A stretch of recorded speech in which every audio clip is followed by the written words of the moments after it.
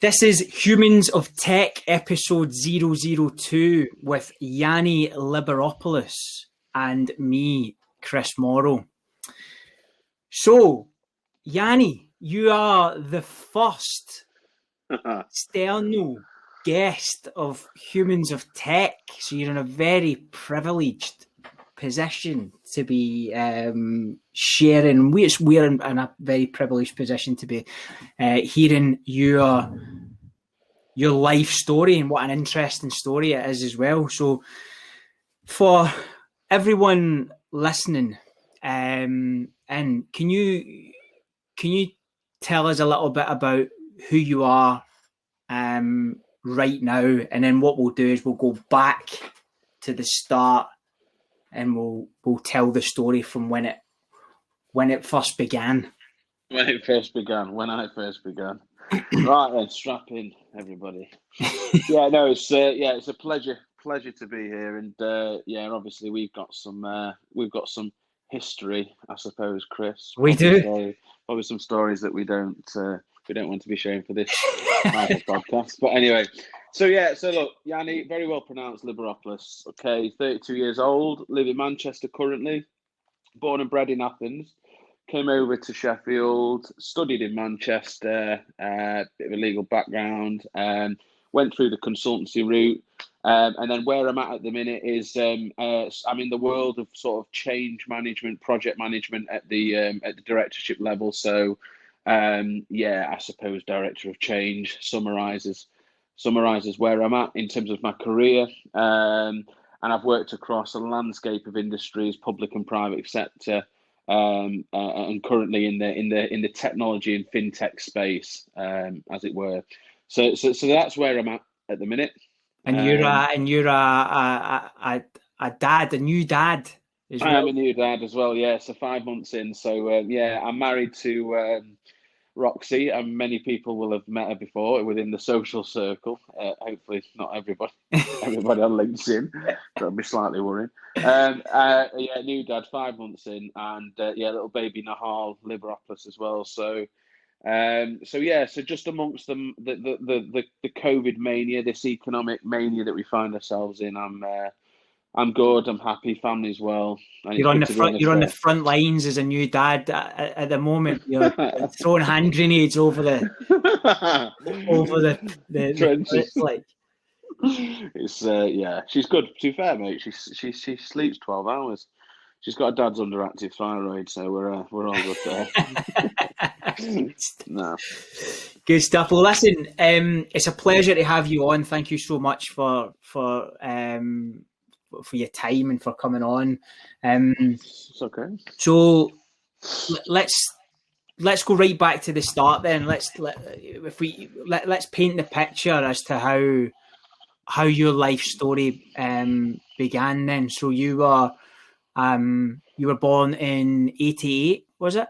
Correct. Yeah, in Athens, in a small place, Igalio. Yeah. So started life there. So father was Greek native, and my mother taught English as a foreign language over in Athens. They met, and then Yianni was born. And that's where life started. And I came over to the UK about 2 o'clock. 2 o'clock. Came over to the UK. You know the exact time you came. That's impressive. That's impressive. It's such a young age. You knew the time you entered the country. I love it. 2 days, yeah. So you spent the first couple of years of your life in Athens, and then your mum and dad were they married?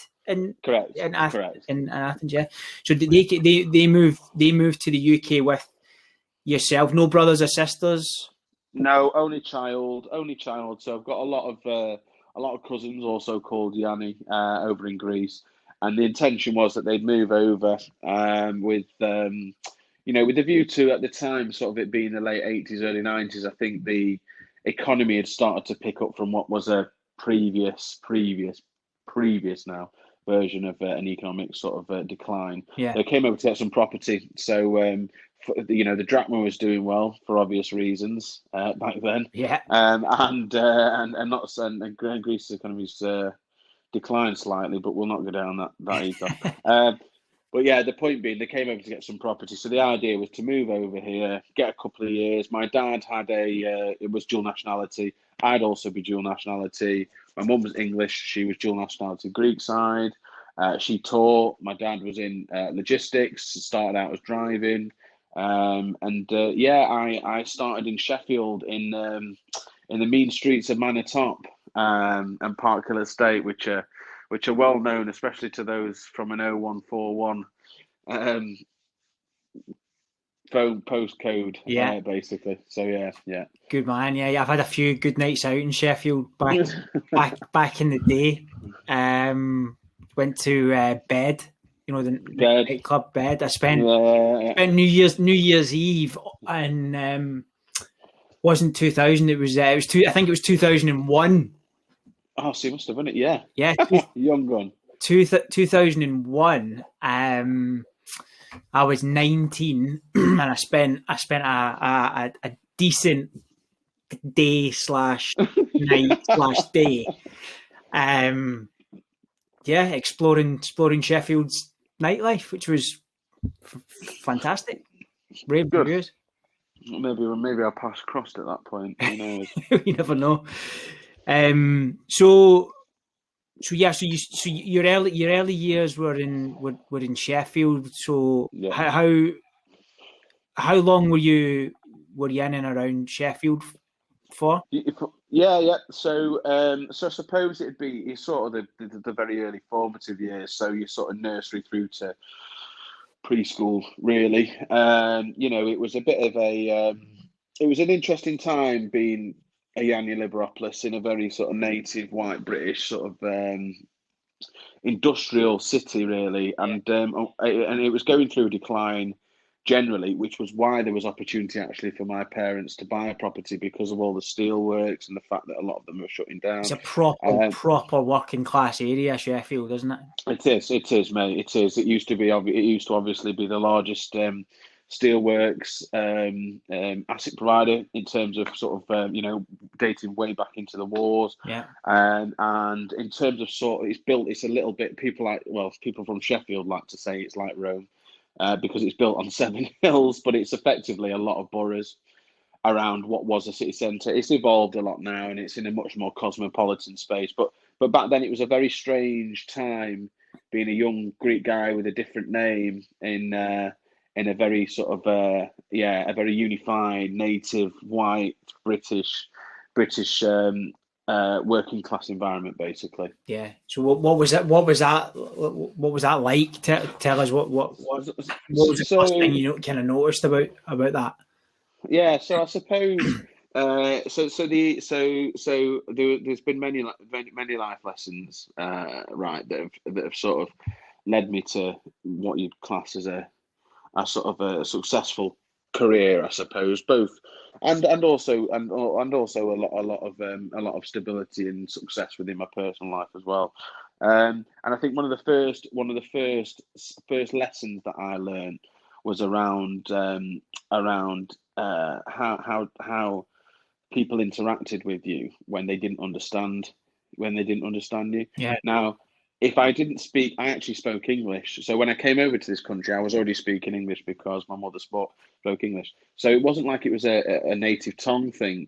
It was the fact that, at that age, you just don't process the fact that there could be anything different than a certain set of names, for example, or a way that somebody looked. And it's a little bit like, if you're the kid at school and you don't have the right trainers on, so it was a lesson in where I first, at the age of maybe 4 years old, understood that I was different, and physically I wasn't different.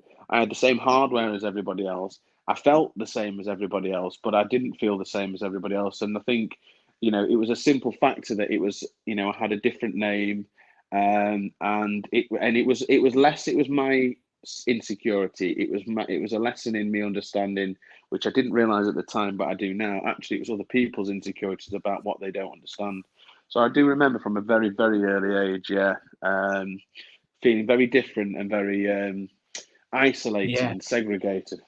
Was it? Yeah, and I think were kids, because kids at that age are obviously they're brutally honest and they have no filter, and they say what oftentimes they learn at home, and it just comes out, and it can be really, really cruel.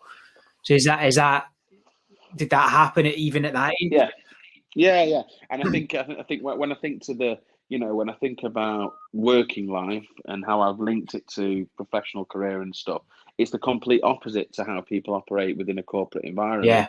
Everybody is so considered to the point of sort of this corporate psychology that takes over and this political agenda. It's the complete opposite at that age. It is they are brutally honest, as you say. Yeah. And I think what that led to was a lot of insecurities then developed in myself, and me actually trying to be somebody else, I suppose, as I grew through my formative years to try and fit in, which ironically you then get to a certain age and it's all about being unique and different. But yeah, definitely at that age, it was a really difficult time. Logistically, the transition was difficult. Fitting in with the other children was difficult. I look back, like you said, they're just honest. It's just what's in front of them. They have no filter. But it did teach me that if I wanted to engage with us, or I wanted to have friends, or I wanted to be happy in the sense of what happiness meant at that time, i.e. get on with other children, go to parties, I needed to adapt. I needed to try and fit in or try and connect, because I was obviously different because of my name. Yeah. And what was it like at home at that time? So your mum and dad, what was going on around that time at home? Yeah. So my so my, like many people, right, that there's an interesting backstory, and it's all relative, and everybody goes through difficult parts in their life. But I suppose from a parent's perspective, my father was a traditional Greek man, right, from the 80s, and it was sort of almost lawless back then over there in Greece at the time, politically, economically, just generally the landscape was. And my mother, who is a fantastic woman, I'd met this guy. My dad used to apparently chuck roses over, dry on his little moped, chuck roses over the balcony. Anyway, they got together. We got over there. We came over to the UK, and he didn't. So what she started to realise, which led to them separating, and a multitude of other things that we can pick up on. But my memories at the time were quite vivid in terms of it being a sort of a lot of tension, a lot of anger and resentment, and it was because my father he fitted that mold in Greece. The minute that he took him out and he brought him into England, and she was away from the bubble of the family and that innate, that intrinsic family routine that you have when you're part of a European culture. Once you're removed from that, and he was in it, she started to realise he was not the man that she wanted to be with. And at the time it was very turbulent, and she'd met my now stepfather 27 years on, who's a great guy and stuck with me and mum and everything through a lot of things. So that balanced with the school situation and trying to fit in, it was very, very uneasy for me. Let's just a lot of disruption and yeah. Was there so how did that happen in terms of, like, did your dad stay around then in the UK, or did he go back to Greece, or what happened when they split up? Yeah, so basically, my mum decided that she just through sort of elements of maybe physical and psychological abuse that we'd term it these days, she just decided basically that she she didn't want to be part of this, and at the time, from a court perspective, a legal perspective, the women automatically got custody rights of the child, let alone whether the father had proven any sort of adverse danger or whatever you want to term it to the child. So the problem was that we were we had to go to a women's refuge at the time. So we moved away from my dad. He stayed in Sheffield, and through various acts of physical aggression and things like that we won't go into, effectively, to get into a council house, you had to be homeless. So we were in a women's refuge for a period of time. Right. And then we moved over to Chesterfield, so Derbyshire way. So I stopped sort of schooling at or sort of your preschool at Sheffield, moved over to Chesterfield, and at the time, I can't remember quite clearly, but I'm assuming that there was a restraining order or something along those lines, because I wasn't able to. I didn't see my father for a period of time, and then we moved over to Chesterfield, and one of my first memories, unfortunately, at the time was me trying. So there's a couple of elements. So the first element was I'd started a new junior school, and again going through that process where I was trying to re-engineer myself to try and fit in, and I knew things weren't the same, and I had a host of insecurities and emotions and things I was trying to deal with at sort of 4, 5, 6 years old. And we'd finally got to a point where we'd settled, me and my mum, this little 2 up, 2 down, bless her. And then my dad unfortunately found us, and he ended up getting arrested because he beat her pretty badly, to the point where she was in hospital, which is quite graphic and not nice, but it's an important point because it's the first vivid memory, I suppose, I have of being exposed to the sort of physical violence that comes with being a child and parenting, and this lens that you have of your parents of being sort of these superheroes that just that will always be there to protect you. And it's and even at the time, I remember when he was holding me, I mean, it was he put her, he basically he'd beat her so bad that anyway, that she had to go to hospital. So the point was, I'd reached a point there where trauma for me by the age of 4 or 5, from a sort of personal perspective, psychologically, chemically, we're all one. We're all made of the same stuff, right? We've all got the same hardware. It's a muscle memory. So chemically, I was already programmed to be at a state of alert at that point. Now, interestingly, that loops back to my later successes, because I've been able to read people at a very early stage, at a forensic level, really, in my career, due to situations like that and being on threat alert.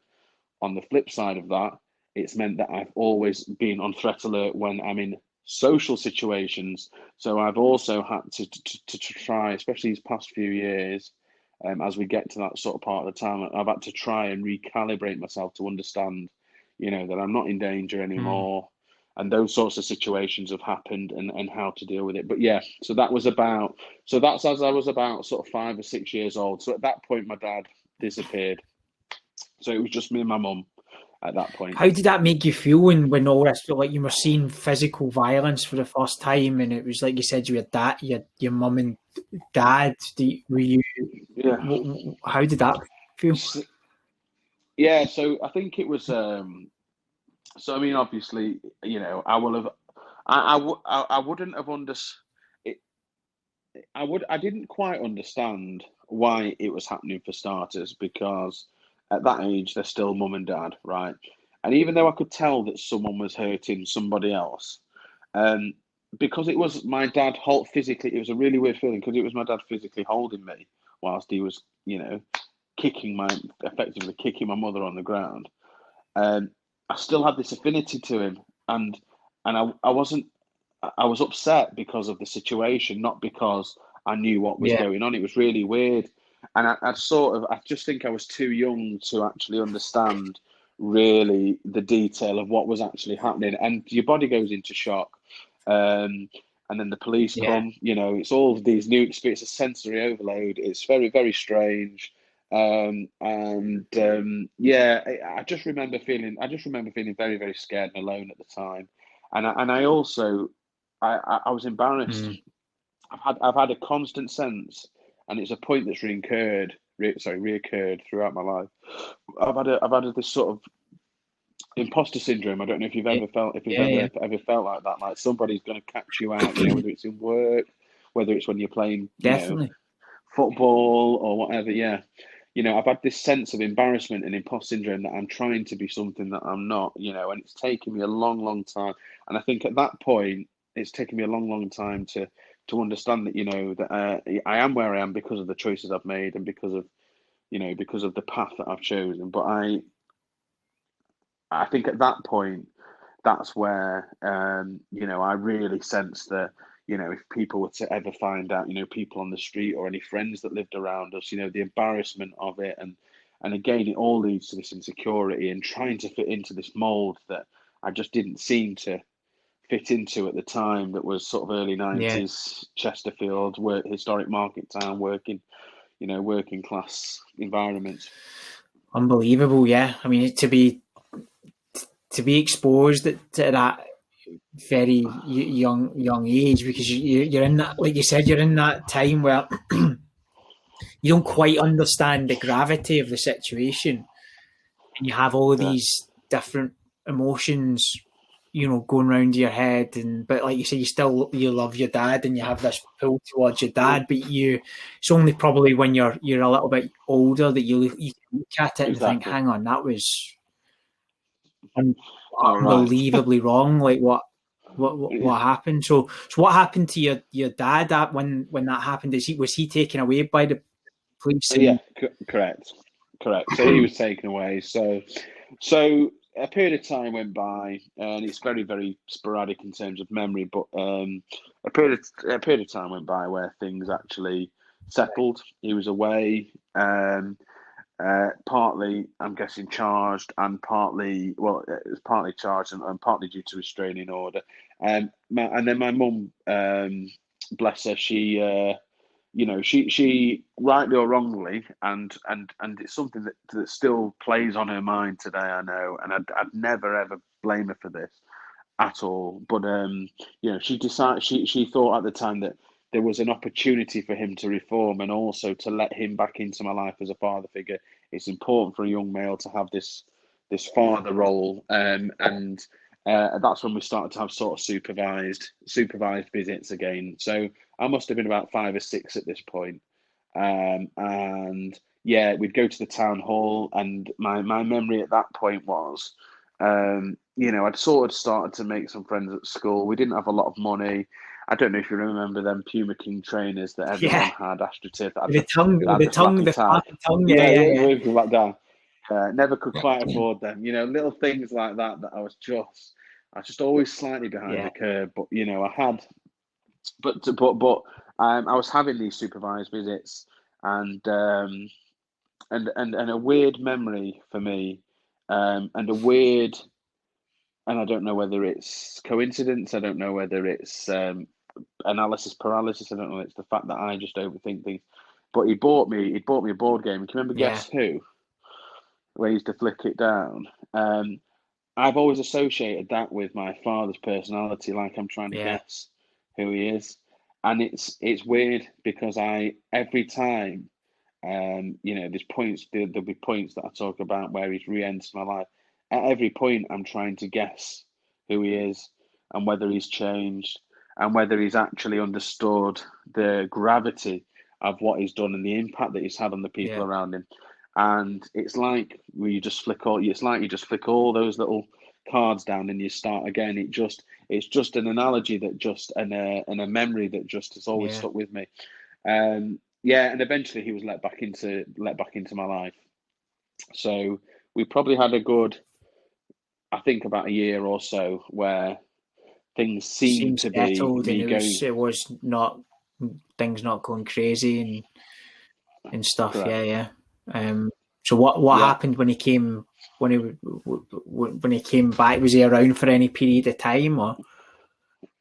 Yeah, so basically, once the supervised visits had happened, we'd entered this sort of informal, and it was all up to my mum, of course, and her judgment, and for a period of time, I can't remember the exact times, but months, maybe a year or so.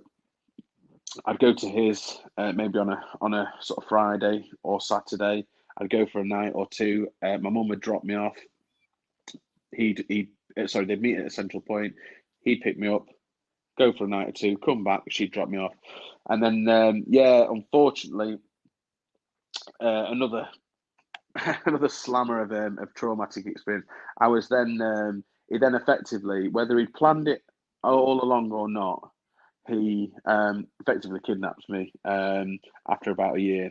So my mum dropped me off one night on a Friday, and I must have been. I mean, I was in junior school at this time. I think it must have been. I must have been about Right. 6 or 7, and she 2 days later she was at J James Cycles, which was the central point at which they used to meet in between Sheffield and Chesterfield, and she was just stood there, and I didn't turn up, and he'd taken me basically. And we ended up, long story short, we ended up back in Greece through Eastern Europe, I believe, and then back into Wow. Greece. And at the This is time, obviously yes, it was before smartphones and your mum everything stood and there before it waiting all. for you, and you just literally don't Yeah, show up. She must have so not. absolutely freaked. Oh, bless her. Yeah, she did, mate. She did, and she just, at the time as well. I mean, it was obvious who had taken me, but due to the legal system and the fact that I was still a Greek citizen, once I was in Greece, the father doesn't have to. I don't think at the time they had to get divorced if they didn't want to, but they also don't have to give the child. They don't. They can keep the child in the country. Yeah, as long as they're native. How did So he it get took. you to Greece? Did he drive or? Ferry. I mean, I think it was from memory. I remember. It was interesting. I remember I was on a ferry at some point, and I remember sleeping in a single bed with him, and I must have been like, "What the effing Yeah, hell's going on here?" Right? Like this is not normal, right? And I remember getting out, and he was sort of spooning me, not in any weird way, but just sort of spooning me. I was yeah. only little. We're in this single share. It might have even been a shared cabin, and I remember getting out, and it dawned on me that I wasn't going to see my mum. That I wasn't going to, and I remember hiding behind a slot machine in a casino on a P&O, whether it was a P&O ferry, I Yeah. don't know. Sorry, it was one of these ferries, and one of the security guards came and got me, and brought me back. And I remember he was really, really angry with me, and that was another point at where I was trying to understand, where I didn't realize that actually it was about the fact that he couldn't deal with his own emotions. He was angry at himself, and he was angry, and he didn't know how to deal with it, and it just projected Yeah. onto me. But yeah, it must have been it was a mixture of driving, ferry. God knows, we didn't take a flight, put How it did that you way. even get Did you have did he have a passport before you or something? Yeah. So yeah, well, I've got my own. Yeah, so he'll have had my Greek passport. Yeah. Or he'll have had his own passport, and because of my age, I can't quite remember the legislation, but because obviously I didn't need a British passport to get in there. He may have just had. He'll have. We had Greek papers, so Greek ID cards at the Right. time, Greek papers. So I'll have been able to just get in through that, or the fact that he was my father would have been enough at Yeah. the time.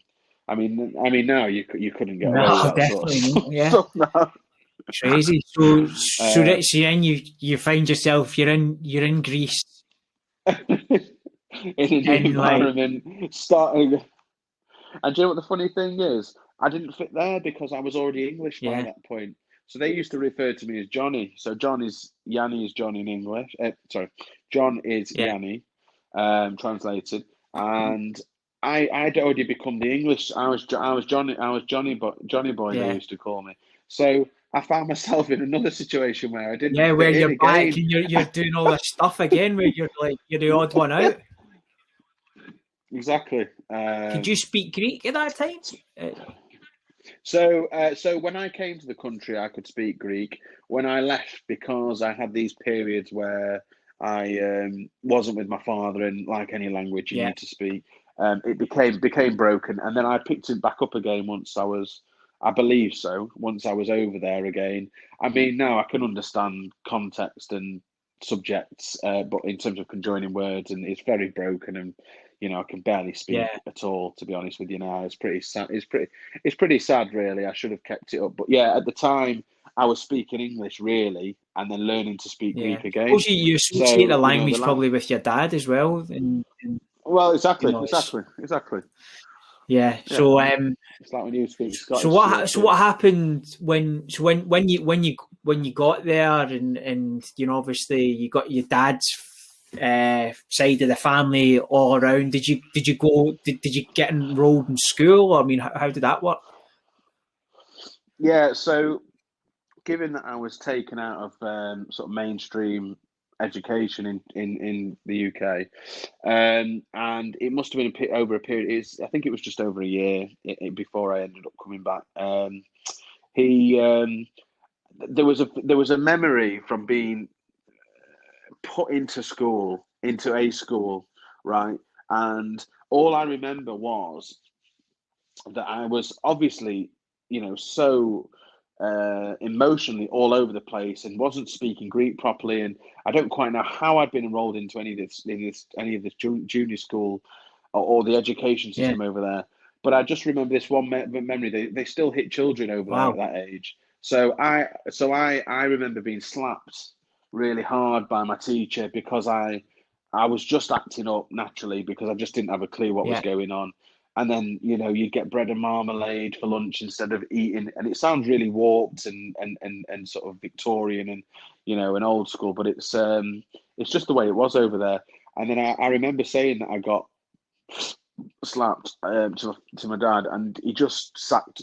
I seemed to just sack school off. I don't know whether he sacked it off, whether I said I wasn't going anymore. I mean, I don't think I was in control of much at the time, to be quite honest with you. But put it this way, I didn't go to school when I was over there. I spent a lot of time. We were living with my grandma. He had a sister and two brothers. Now, I don't remember much of seeing them. His sister was a very loyal sister to him, but the family didn't agree with what he'd done. But his father died when he was very, very young, so he was the head of the family basically. With his good friend Manolis, who I've mentioned before. Sorry, who I will come to mention.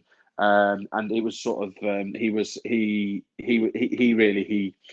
took control of the family. And even though my grandma, it must not have sat well with her that I wasn't with my mother, and they had no hard feelings towards it. It was just this. It was effectively the fact that my mum had left him for somebody else. The pride and this sense that she'd been disloyal just ran so deep. He was blinded by his own rage and blinded by his own emotion that he just couldn't let it go. And effectively, that's what's led to 25 years of ongoing problems, events. Ongoing problems. What did your mum? What was your mum doing at that point? Because she obviously she would have known that you've been taken back to Greece. So what was her next move there? So basically, there was this is from memory. So the legal system, like I said, she didn't need to. So she was trying to fight this legally, but the courts didn't have to interact. If I'm right, the courts didn't have to interact with the English courts at the time. It was just to do with the fact that if the father wanted me to stay in Greece, she'd either have to physically come and get me, which she wouldn't do. One time I do remember is one point I do remember. My granddad at the time, who so my mum's dad, must have come over to just check on me. He must have asked if he can come and check on me. And I remember this vivid memory of in Greece, everything's apartments, so it's all built up, and you have these long marble hallways and stairs. You'll have seen them when you've been to Mediterranean countries. And I just have one vivid memory of my granddad visiting, but I can only remember him leaving and him turning around and saying to my dad, "You look after him." And then my dad launching for him, and my uncle holding him back, and all of this sort of all this bravado and physical violence again. And that's the only memories, and the only thing I actually know without revisiting it all with my mum is because it's something that interestingly we've not spoke a lot about, but we've not really spoke in detail about together until recent years anyway. But yeah, it was to do with the judicial system. So there was no. So eventually, my father was convinced by I think it was my auntie and my nan to just that I was not schooling. There was other stuff going on in his life that was not right. There was people that he was affiliated with that weren't the best role models for me to be around. And eventually I think that's where they got to the point where they said, look, you're just going to destroy this child. You need to give him back to his mother. So that was about a year of my life there. So that was just before year 6, which is at my time, that's the year before you go to secondary school. So that's sort of 97, 96, 97. So what was your dad doing? Like your dad still in logistics at that point? Like was he still like working a full-time job or like whatever? Or? Yeah, he was in logistics. Yeah, whether it was for a logistics company is another. So look. So he he used to take me around, and he used to do lots of different. He used to drive taxis. He used to collect money, whether it was money laundering or something more severe, enforcing. He had friends who, and one particular guy that I was in awe of, his best friend, who was like a brother to him, basically, Manolis. Very, very handsome guy. He was sort of head of this gang, basically, that ran a lot of drugs and extortion and things like that, and a debt and loan sharking in Greece. And he was one of Dad's good friends. And I remember I used to spend a lot of time on their coastal beach house shooting shotguns in the back garden. I mean, I must have been about 7 or 8, trying to drink ouzo, and then running around the side of the house, tipping it away, and then coming back and pretending I liked it. There was piles of drugs and things like that around, and if I do look back, and in fairness to my father at the time, if even at points where Manolis used to give me a gun, he'd give me a gun and I'd be shooting on the back of his garden on his back range, or where he had chickens and things. I mean, I wasn't trying to attack chickens, but it just wasn't normal. And even at that point, I think that must have been towards the back end of the point, back stages of that part of life where my father was thinking, right, there was some sort of rational thought coming in, going, Jesus, I need to give him back here because he's losing all control. So it's a little bit grey as to what he was doing, who his friends were. But I mean, he'd experienced in his life a lot of tragedy. For example, Manolis ended up. He had 2 friends, and I can never remember which one. One of them hugged an oven, high on heroin, and I'm talking one of these old stove ovens. Went psycho, hugged an oven, and I remember me and my father were either leaving or coming, and basically till he killed himself. And then Manolis, I think, hung himself in prison one time. All of this sort of stuff.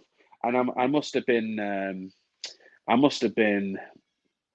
what, 7 years old, 6 or 7 years old, maybe 6 years old, 7 years old. So at this point, my head is just, it's not even about it being so dramatic. At this point, my world is, I can't, and what I've realised later in life is I could never cope with just being content and settled. I needed trauma around me. I created trauma around me. Because you're used to is upheaval and uncertainty and like seeing things like violence and just crazy stuff. So it's crazy. I mean, for such a young kid to see half of that stuff. I mean, it's like it's taught me it's what it's meant is what it's meant. And again, linking it, I know this is about humans of tech, but there is an element of and I think you described it well the other day. There's an element of the youngsters coming through, the generations, these tech grads, these tech enthusiasts that are coming through the ranks and trying to understand, where they fit and how they get from being sort of a young tech enthusiast to, one of these senior leaders of or directors of absolutely everything and nothing that everybody seems to represent themselves on social media and LinkedIn. One of the things that has been a bittersweet element of my journey is the fact that work has always been a release for me.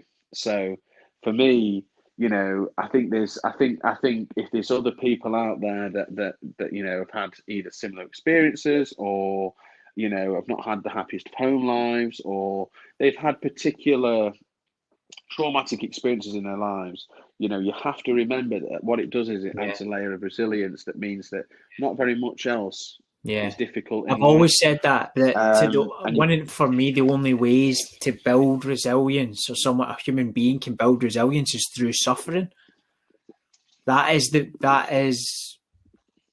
top and bottom of it, I think. And I think if you've suffered through anything in your life and you've managed to get through it, and you can look back on it retrospectively and analyze it in some way, that it builds a confidence, I think, in resilience, and you almost sort of look around and think, this is nothing. I've been through way worse than this. And it's that realization, but you have to go through some stuff to get to that point.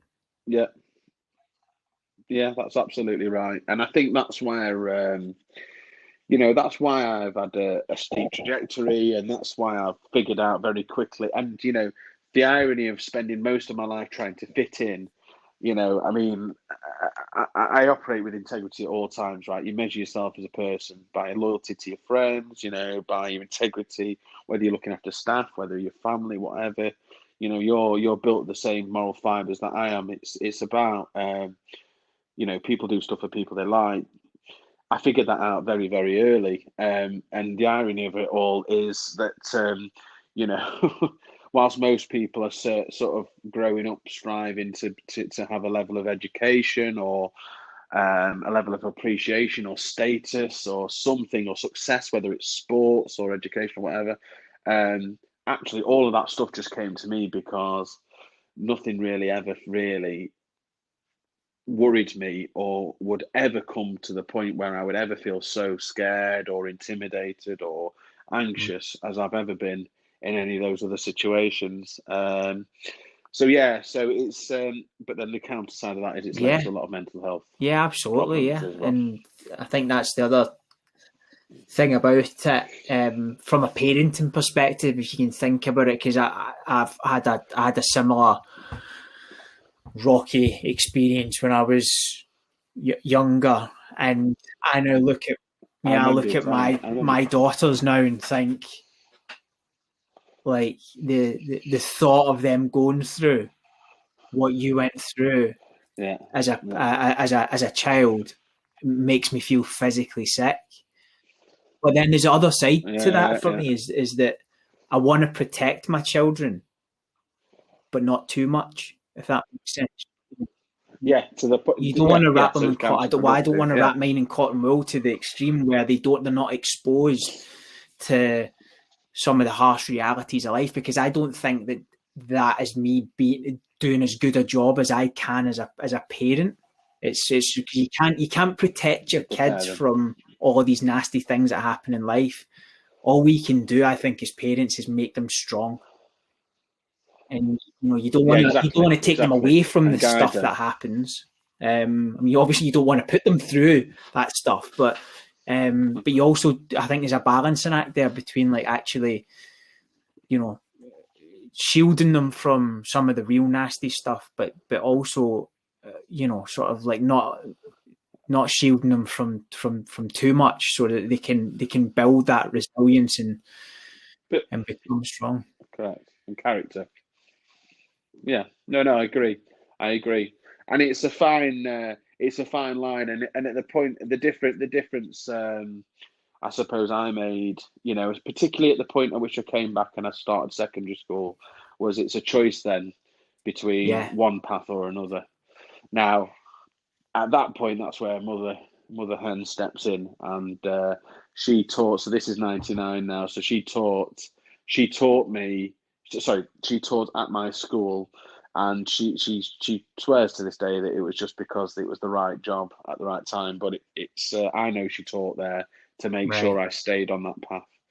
Now that links to where you're talking about this parenting. That is somebody making a sacrifice to the point where they could see that possibly at that age I wasn't going to make the right choices. Naturally, I'd come back, all of this trauma, my head was all over the place. I was an angry child. People wouldn't understand. I was under legal watch in case anything happened again. I had to go straight back after school. I was isolated again, and starting again this whole process. This is the fourth time, now that I've started this Yianni brand, this journey, and all I want is to just play some football. Just want a normal life, like or whatever that means. Just whatever that means, just to make some decisions that make me happy. And I think that was a poignant part in my life where she kept me enough, like you said, on the right track without overburdening me, allowing me to make the choices, and then just when I was just drifting off, just steering me back until I got to the point where I was sort of late 16, 17, 18, and I'd figured myself out a little bit by then. But that definitely that's that sort of 9, 10 up to 15 years old. I mean, those years there are the crucial years, because you have 3 stages in your life. So you have your very formative, your early years, your development years, which is up until about I think about 6 or 7 years old. That's the stuff that's your subconscious. Yeah. So when you experience stuff, that is where your brain effectively locks those subconscious memories away, and you can't distinguish. You will react now, or I would react now in a situation, say, where I felt threatened, and I would react in a particular way to protect myself from feeling what those subconscious thoughts, and my brain can't distinguish between being 4 and in front of violence to my father or whatever, and being 34 and in a bar in Manchester. And then you've got your sort of intermediate formative years up until about 14, 15, where actually you're starting to make decisions yourself. You can reprogram yourself to a certain level, but you have to have had a period of life where you've got some stability. Now, the part of my issue was I'd never had a full year, for example, or a half a year where something traumatic hadn't happened. So I was locked into a path of instead of ever feeling scared, becoming very, very angry. And I think that's where my mum had to step in during those sort of 2099 to sort of 2006, those 11 to 16-year-old age, because that's the bit where the fighting starts. You get a bit of rough and tumble as you're a boy. You'll know as a lad, being part of a secondary school, state school, and things like that. Starting to drink, women come on the scene. You test things, and you're trying, and you're learning, and you're rebelling. So I was very fortunate to have my mum. Was there a part of you that was expecting something to happen again? So you were never fully. I would imagine, if trying to put myself in that situation, that you're almost kind of expecting normality to be dragged away from under your feet at any moment. Was that how it happened? Yeah. So that's exactly it. So that's exactly it. So it's effectively threat alert. So I've had multiple tests, and I've been with different psychologists and counselling and medication and routines and things over the year, and I probably only the last 3 years really got to the point where I got to my lowest, and then I'm now at the point where I'm actually, in a stable position. And I suppose to take it back to your point, I lived a life. I lived my life on threat alert. So effectively, I am. It's like if you used to go out, and you go to an after party after you've been on a night out, and there'd always be some idiot or somebody who was maybe, sort of poking you and, sort of making you feel mildly uncomfortable, and there were horrible environments when you used to look back. But the difference between my personality and somebody else's personality was that I'd go. It's a scale of 10, and the scale of economy is that about a 6 out of 10 is the average person. 95% of people, and that other 5% are the ones that will go from 4 to 10. The other 95 stay at 6. So it's called a drama triangle. You have a bully, and effectively, I was going out on threat alert, and people would push me. They'd be the bully, I'd be the victim, and then you'd have the observers. And then what happens is it flips it on its head, and you get aggressive because you go from 4 to 10. They're not expecting you to do that. So I spent a long period of my time fighting. Nothing that I'm proud of. I spent a long. It was, and being part of growing up in a sort of Chesterfield as well, in a sort of a market town. It seemed to be that you go out, you get very drunk, and you either fight or find a lady friend. I'm sure it was a very different culture to what we have today, which seems to be the sort of the raving, warehouse party culture. Get drunk and pick a fight, your basically. experiences. And for many years that masked what I was doing was masking symptoms. So instead of dealing with things, I was just going wild, and just letting loose. And I think as I approached later life, that's where I realised that actually, there's all I'm doing is, I've got a good job, I've got a wife, child on the way, etc., married, nice place, all the things seemingly that people would aspire to have in life to be content, but it's just symptoms. I wasn't dealing with the root cause. And I think that's really where the last 3 to 4 years have been the hardest part of the journey. So where's your dad now? Is he's still in Greece at this point? Correct. So once I'd come back over, and I was in secondary school, he stayed in Greece for a period of time. So there was a particular thing that I won't go into that happened. So he stayed over there for a period of time. And let's say, I don't know, 2-3 years later, so we're talking sort of early years of secondary school, again, he was reintroduced back into my life, rightly or wrongly. And at that point, I'd shown some talent for football, and I was working my way through the non-league ranks, and then to spell at Chesterfield Town, and then eventually ended up in my final year at Sheffield United. But the point being that I spent a lot of time with him, and our bonding thing was football. So once a week, I'd go to his, same process. My mum would drop me off literally at his house at this time, and then he would drop me off back at my mum's house. Your mum must have been freaking out every time she dropped you off, like thinking, "What?" She did. But she felt it was, and she felt it was that important. I mean, at this point, if it had done anything like that, I think that'd have been it. It'd have been, as in legally, he'd have been screwed. So I think he literally had, and there was part of him that wanted. There's part of him that must have loved me, must have cared. Part of him that he wanted to be part of my life. He wants to be part of my life. I just think he just never dealt with his own. He just in the 80s, especially sort of gangland Greece or whatever. There was just no room for mental health or any sort of show of emotion or any insecurity. So he never dealt with his own issues, and all he was doing was projecting them on me each time he couldn't cope with the situation. So to your point, each weekend during that period, so up until about sort of A-level time, Up until A-level time, that's where I'd spend my time, and we had a season ticket at Wednesday, so big Chef Wednesday fan. Back in the days of Nice. Di Canio and Some Carboni. team, yeah. Celtic legend, Paolo Di Canio, Celtic legend.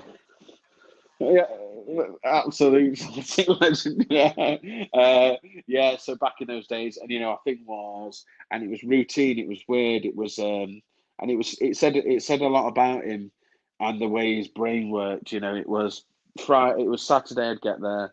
He'd make 2 slices of toast, 2 eggs, salt and pepper, and that was every breakfast. And then we'd go to the football. We'd have the same pie, the same full fat Coke, and the same chocolate bar. We'd come back. We'd get the same takeaway, and he didn't like any sauce, so it'd just be dry. It'd be dry ribs, dry rice with lemon and feta, and that's what we'd eat. And all this time, it's what I would be eating as well. So it was almost like Imposter. And then we'd play football. And then there'd be a McDonald's after, and that was the process. That was just the process, but it was his mindset. That was just the way he was. So for a period of time, it started again to feel like I was starting to settle. Now, that's not to say that there wasn't turbulence in between those years, but it wasn't to the level that it was previously. Enough, put it that way. So you were playing for Sheffield United at some point, but as a Wednesday fan, that's controversial. Yeah, exactly. So it was my final year. So I got in there quite late. So it was at 50. So it was I was 15, 16 years old, and basically you then try and break through. Back in the day, you used to try and break through to YT, the youth team. You get registered to FIFA. And me and 4 of the players managed to do it. Now, we were up in Pittsmore. We used to play up in Pittsmore, which was where the academy was. They had a really good setup. And even then, I remember one of the games, my dad absolutely losing it and trying to run down out of the stands onto the pitch because I got tackled. And even at that point, the whole football experience, forget the fact that, whether I'd have made it or not is a completely different story. But it's whether it's the fact that was an actual passion, enjoyment of mine. And even at that point, he couldn't quite put me in front of his own emotions, and I was embarrassed, and I'd rather have not played, and I didn't have that dedication and focus that you needed. And for me, that's the tarnish of that sort of memory. So, so even at that point, I've got an opportunity there. Now, what also happened was I went and immediately played for my old Sunday League team, and obviously it's a breach of contract. You're trying to break through into the first team, and the reserve squad in the first team, and snapped both shin bones and was out for a year and a half, and that was it, done anyway. But I think, in a warped way, part of me wasn't bothered because it was one less thing that I had to involve him in, So again, you're a product of your environment, and and the social embarrassment as a child. You just if you think even if you think back to some times where you've just felt really, really embarrassed at school and stuff like that, it's just it's just awful. It's just dreadful. I remember playing football once, and my mum, when she was still alive, she came to watch a game, and I used to, being small and quick, I used to get kicked like up and down the whole, like all the time, just like all over the shop. I remember once I got snapped off this huge left back. I used to play right wing, and she come running on the pitch. He just sliced it, waving her handbag like that, and she was going, "That's my boy!" And I was like, "Oh no!" Literally, like, just wanted the ground to swallow me up. And I was just like, "Oh my god!" And I remember her getting dragged away. I mean, she wasn't like a violent person; she was just being a protective mum. Do you know what I mean? But I just remember thinking, "Please, just ground swallow me up," because then obviously the rest of the game it was just like, "Oh, is your mum coming to save you?" It's like one of them, and you're just like, "Oh god." But so at this point you are How old? So I'm at this point. I'm two. So let me think. It's 15, 16. So 2004 to 2006. I'm at A levels. Yeah, 15, 16. I'm going through puberty at the rate of Changes. the rate. I mean, Jesus Christ! I was a late bloomer. Full on brace of spots, the cliched stuff, but Brill cream, flipping Dax, GHDs, Sony Walkman disc player in the pocket with Papa Roach on, get the lot, mate, the lot, mate. Good old Dax wax. It used to be my go-to as well. I mean, you just couldn't get it out of your hair, could you? It stayed in your hair for like months. You just couldn't.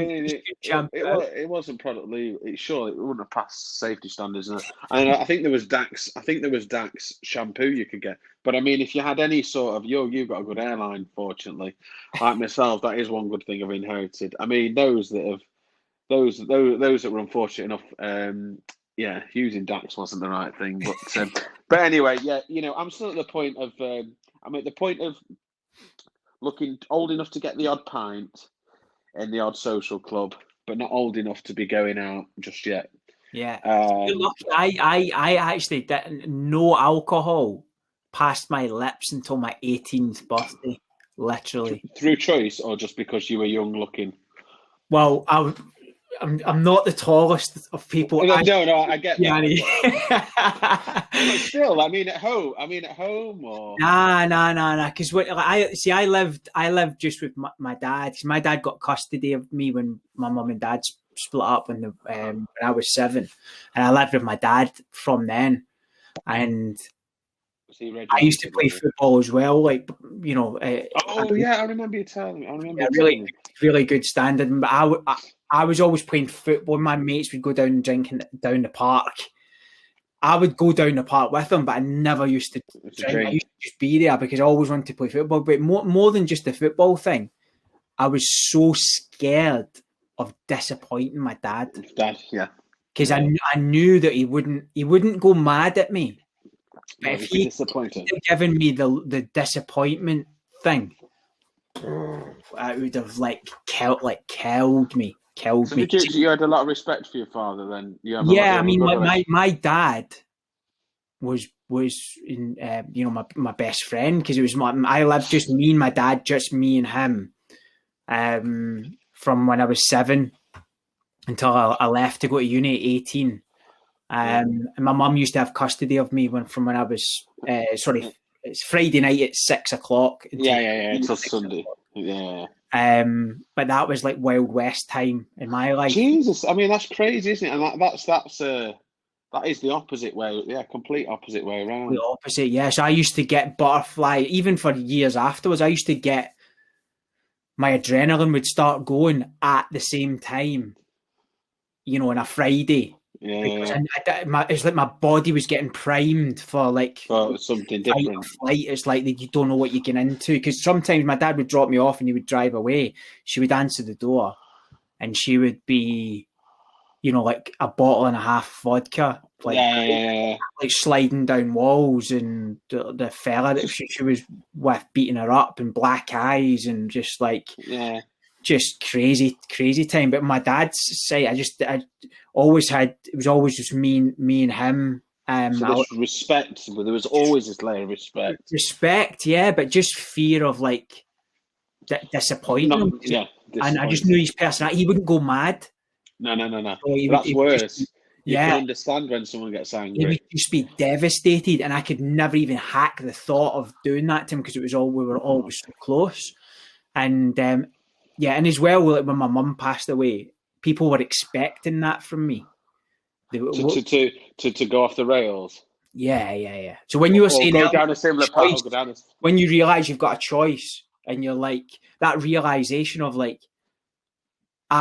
I can use this as an excuse and go wet for the rest of my life. And it's right in front of you. It's right there. Where you're it's everybody else's fault. Excuse forever. Or you can use it as fuel to motivate you. And I was very remember in my head at a crossroads that I could imagine in my head. One path was like off the rails, and everyone was sort of looking at me thinking, any time now, it's gonna happen. And I just remember thinking, nah, fuck this. And I'm just going to go the complete opposite way. And I stuck in at school and got my head down, and I just wanted to make my dad proud, really. So that thought of getting drunk down the park and stuff like that for me was just like a non-starter. Made up for it after I left for uni, mate. Don't get me wrong. Well, yeah, I remember. But the point is, it led you to this point of running your own company as well, because it will have your that how you used to feel, and I know a lot about NLP, neuro linguistic programming. I've done as part of we're about to touch on it. I'm CSK level 1 and 2 trained, so count from a counselling perspective. I've done a lot of psychological therapy myself. I've had medications, and I understand it also, and I find it fascinating. But those subconscious, those butterflies, those thoughts, that fight or flight mode, that will be something that triggers you every single day in your job, in your work, to just think, even when it's difficult or COVID's hit, or Digitalent's had a rough time. You could have easily blamed it on the economy, but you don't. You get up, you start again, you find a solution, you find an innovative way. Talking about, for me, it's like it's the way that I think about it, because this sounds morbid, but when I was 12 and my mum passed away, I realised at that moment that I was going to die. Yeah. Oh, right. I see what you're saying. You mean that it became real? Yeah, and I thought, I was like, shit, this is going to happen to me. And then everything after that point, you see it with a clear head. So like, you make different decisions, and you see the world differently. And you also, it's like, at the end of the day, you have a bad day. Has a parent died? No. Is everyone that you love? You rationalise things in a different way. Yeah, everyone you love, are they healthy and happy? Yeah, cool. You don't have any money in the bank, or you've lost your job, or like your partner's left you, or like all of those things. It's just they're just like a couple of rungs below. They're just dealable. You can just deal with it. Yeah, exactly. Easier. But I remember very clearly, when I was 12, thinking, shit, I'm going to happen to my mum. That means it's going to happen to me. It's going to happen to my dad. And then everything after that, you just think, you've got to make different choices now. Got to make the most of things, your legacy. Yeah, you're absolutely right. She was only 40, I think she was 49 when she died. And young. But yeah, young, like so young, and you think, like, just the choices. But a lot of people don't understand that unless you've gone through something like really traumatic. When you could, you can, if you can trace it back to that moment, there's always something good that happens. So even in those really, really bad times, exactly. I always look for the good. And even that, another thing that I learned was, when something really, really, really bad happens, it's the beginning, even though you can't see it at that moment, of an opportunity. Really, really good happen. Because a lot of the good things that I have now in my life, I could trace back to that one event. Correct. Opportunity. And but it's how you react to it, and that's a choice. But yeah, I don't know what led me to, like, at 12, have a realization that there was that distinct choice. But I could just feel people looking and sort of like, they'd almost written me off in their heads to say, like, well, no one will blame you if you did, because you've lost your mum 7 months after you've started at high school, and you live in the East End of Glasgow where there's gangs and drugs, fight, like all sorts of stuff. And if you did, no, it was already written type thing. But to me, it just felt too obvious. Too obvious. Too much of a cop out, mate. You were built, and that'll be a lot to do with your father as well. Similar to my mother, the sacrifice that they make, and that's now that I'm a father myself, we've got different sacrifices we make, and ours are unfortunately related to economics, because back then they'd buy a house that was 30 grand or something like that, and then they sold it for 200 or whatever. It was more about the physical aspect and the change in industry and education and things. Nowadays, it's just life is so expensive, and there's this social hierarchy through social media. It's a completely different level of protection. It's almost like a virtual level of protection you provide your children. It's not the same. I don't know whether it's worse or not. It's an interesting concept to get into and think about, and it's. I can't translate. My daughter will never have to go through anything I've had to go through. Doesn't mean she won't have traumatic experiences that aren't relative. But again, I don't understand them. I always look back and think we had the best years because we had enough technology to be able to play, FIFA, Road to World Cup 98 on the PC, PlayStation, but you'd still use landlines. Your parents wouldn't know. You'd go out and play football in the park. They'd have no idea if you were coming home or not. Do you know what I mean? Yeah. It's and I do think for all of the stuff that for all of the things that have happened, I look back at. I do look back at it's cliche, and I think our generations, we had a good balance, and I think there's going to be a different struggle for us and our children moving forward. Definitely, especially where technology is concerned, because it's mad, mate.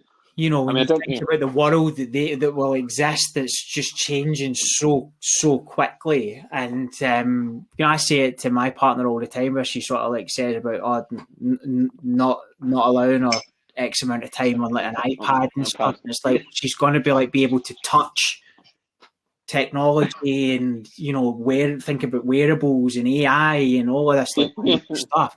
But an iPad, she'll look back and laugh at that. There's no taking it away, and I actually think to some degree that actually not giving them enough at that point is probably in the world that they're going to be going into. Correct. But again, it's a fine balance, isn't it? Like talking about what we mentioned before. Yeah. Exactly. So at what point did your A levels and everything like that? So you decided you want to do A levels and stuff. What did you do your A levels in? Yeah, so I did. Did English, PE, and I think sociology. I think I picked. To be honest with you, I was an academic child. That I was always one of them that never quite reached his potential. Yeah, that was the sort of. My route was just coast, get along. I didn't like the structure. And again, that linked back to the fact that, I'd lived this life of no structure and up and down and volatility that I didn't. That's why my mother taught me during the periods of secondary school. At A level, I did it because it was a natural next step for us. And I think at the time that we went to university, I mean, it might be you're slightly older than me, but better looking, so don't worry. It's your fees may have been free, but it had just been at the year where the fees had gone up to about $3,500 when I went to university.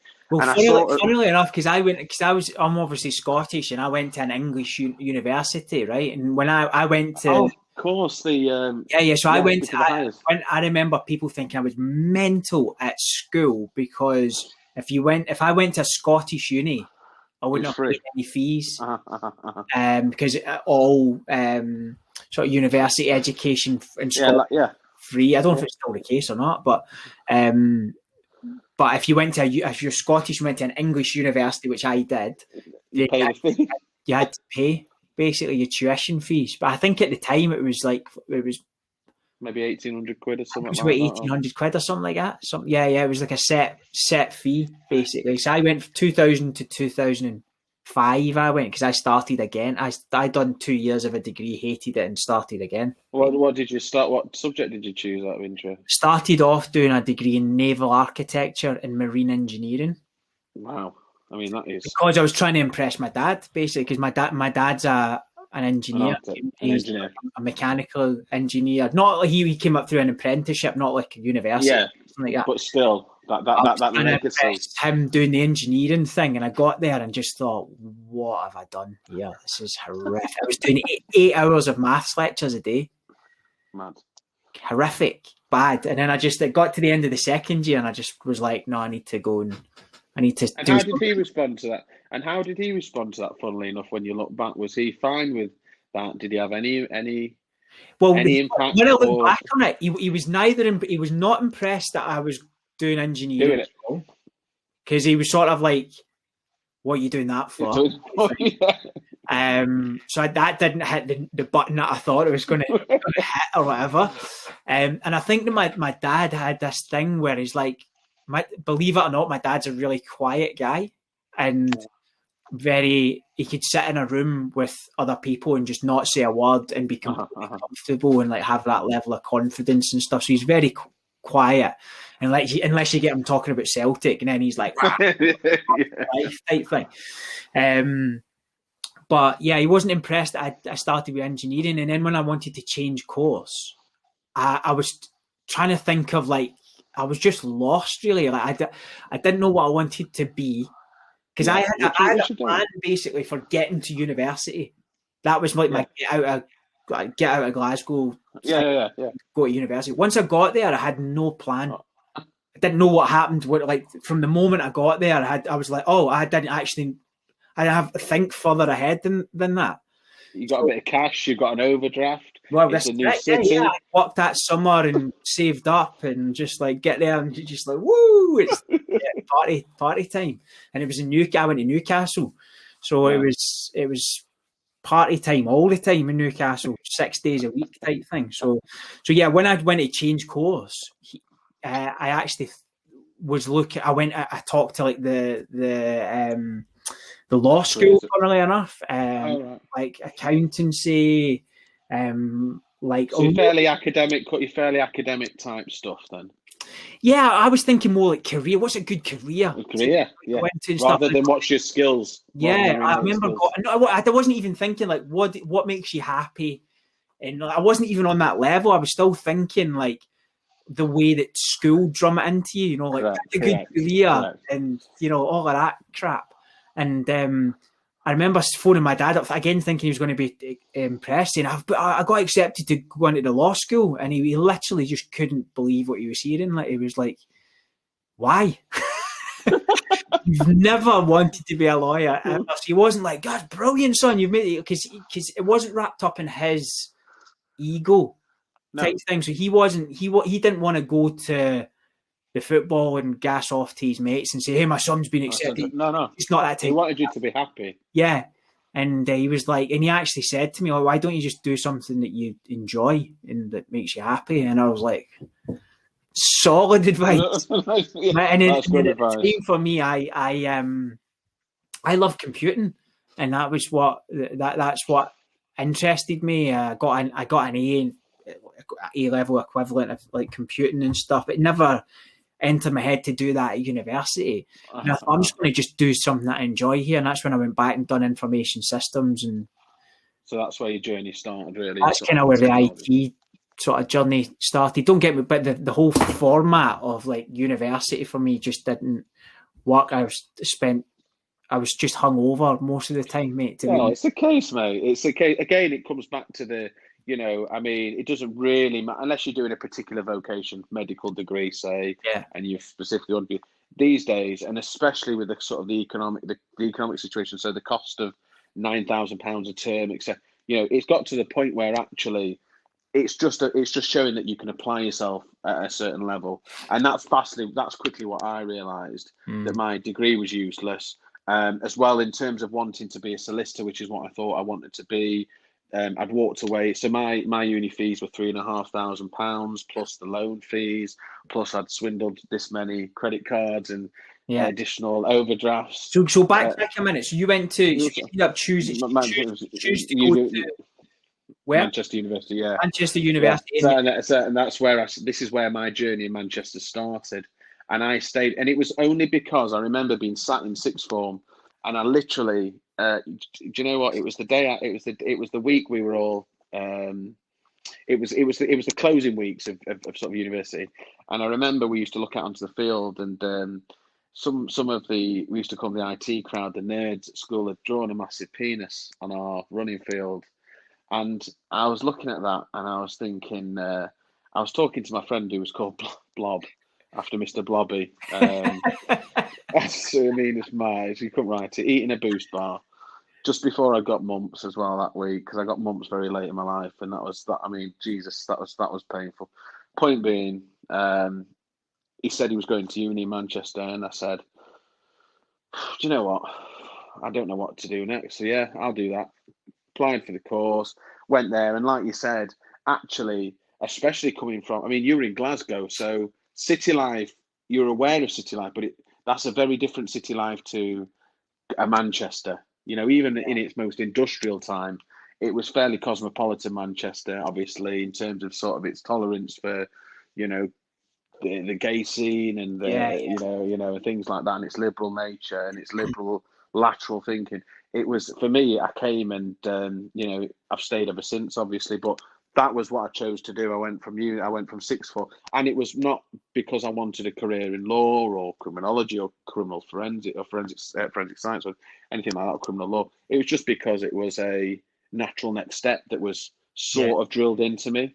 Yeah. And I think nowadays people are becoming aware, and if we link back to the youngsters, you know, this how they get from where they are now, or when they graduate, or when they're even earlier, when they're looking at these profiles on LinkedIn and all these successful people, you're too young to understand what you want to do at that age. And I still think the education system is so academic and focused on natural academics and red brick curriculums that it doesn't allow, and maybe it's starting to transition, it doesn't allow for discussions like this, you know, where you understand the mechanics of how somebody works. And now actually I know exactly what type of environment I thrive in professionally because I understand my innate skills properly. Definitely, and because I mean the whole. If you think but I don't know what it was like at your school, but our careers Advisors. careers advisor, sorry, was literally the person at school who didn't have anything to do that day. It was a teacher, and it was like, "Oh, you got nothing to do. You're the careers." It's literally. Have an hour with these, It was literally like that, and they didn't explain anything about money, for example, like how it works, like how the mortgages work, or how to savings or investments, or like nothing with that, nothing like that was even talked about at school at all. Or that you're going to be in debt. You know, you're going to have to understand that this is borrowed money, for example. You know. Yeah. Even the whole A level Scottish Highers equivalent.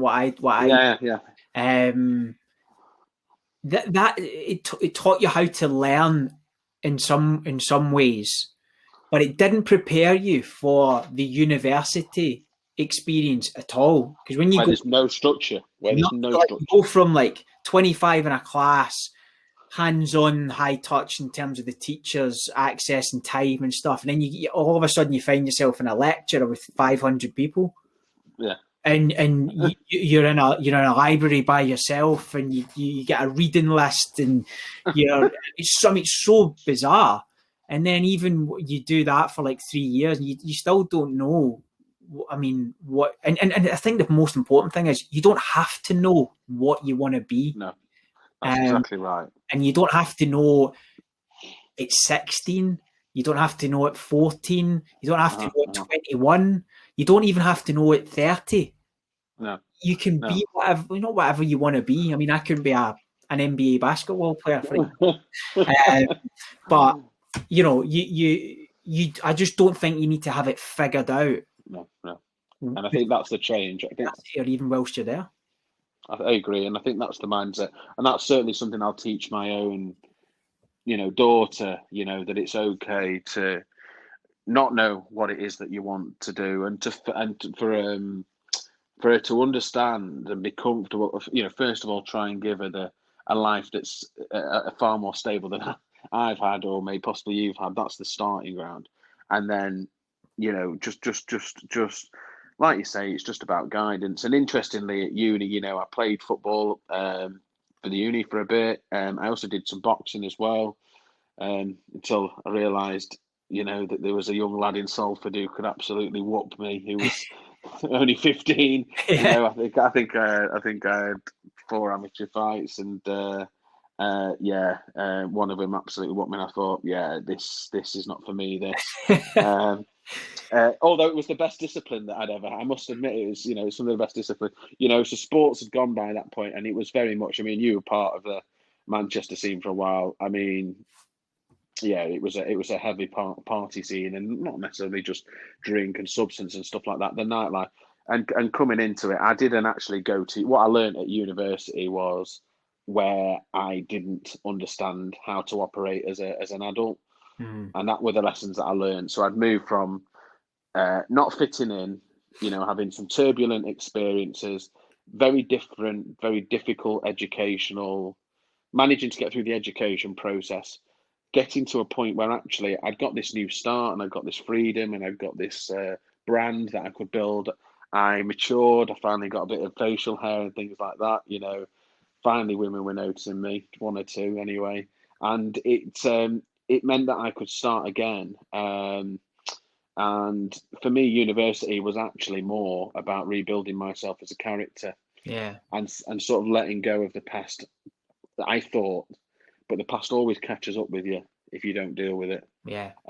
So it was a positive experience for me, university, but it taught me that I didn't know anything other than working at Morrison's 10 hours a week, having a couple £100 in the bank or Pizza Hut, going out in Chesterfield. Out, don't you?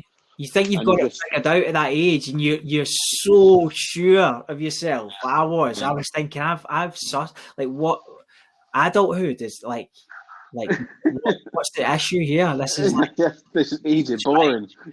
And but yeah, Christ, I was wrong.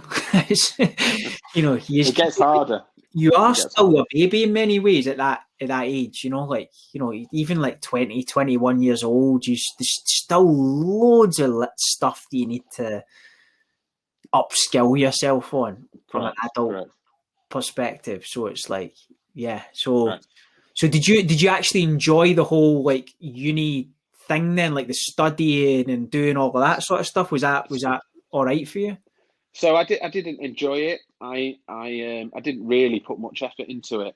It was just it was a proxy. It was just a foundation that I just found myself in. And now I look back, and fortunately, again, this is a generational thing.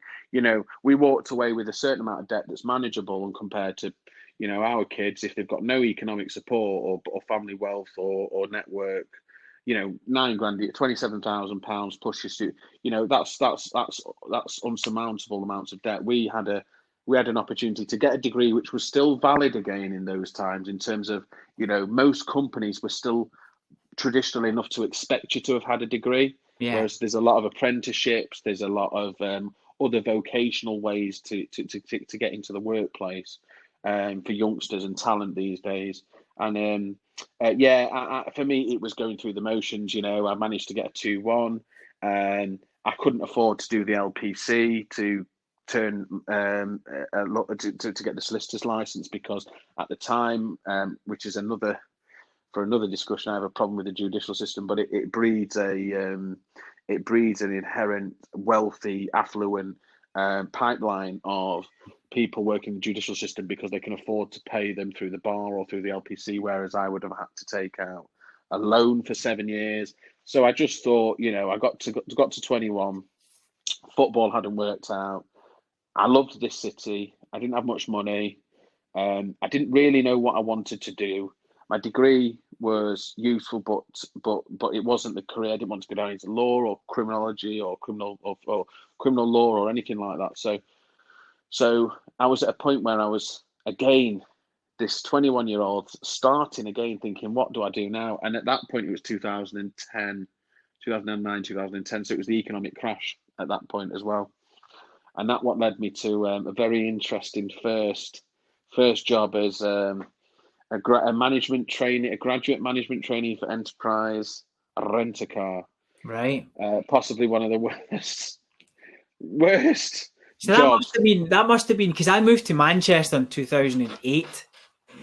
So you were right. I mean, you were right in the crux of it. Yeah. So I remember getting my job at the time.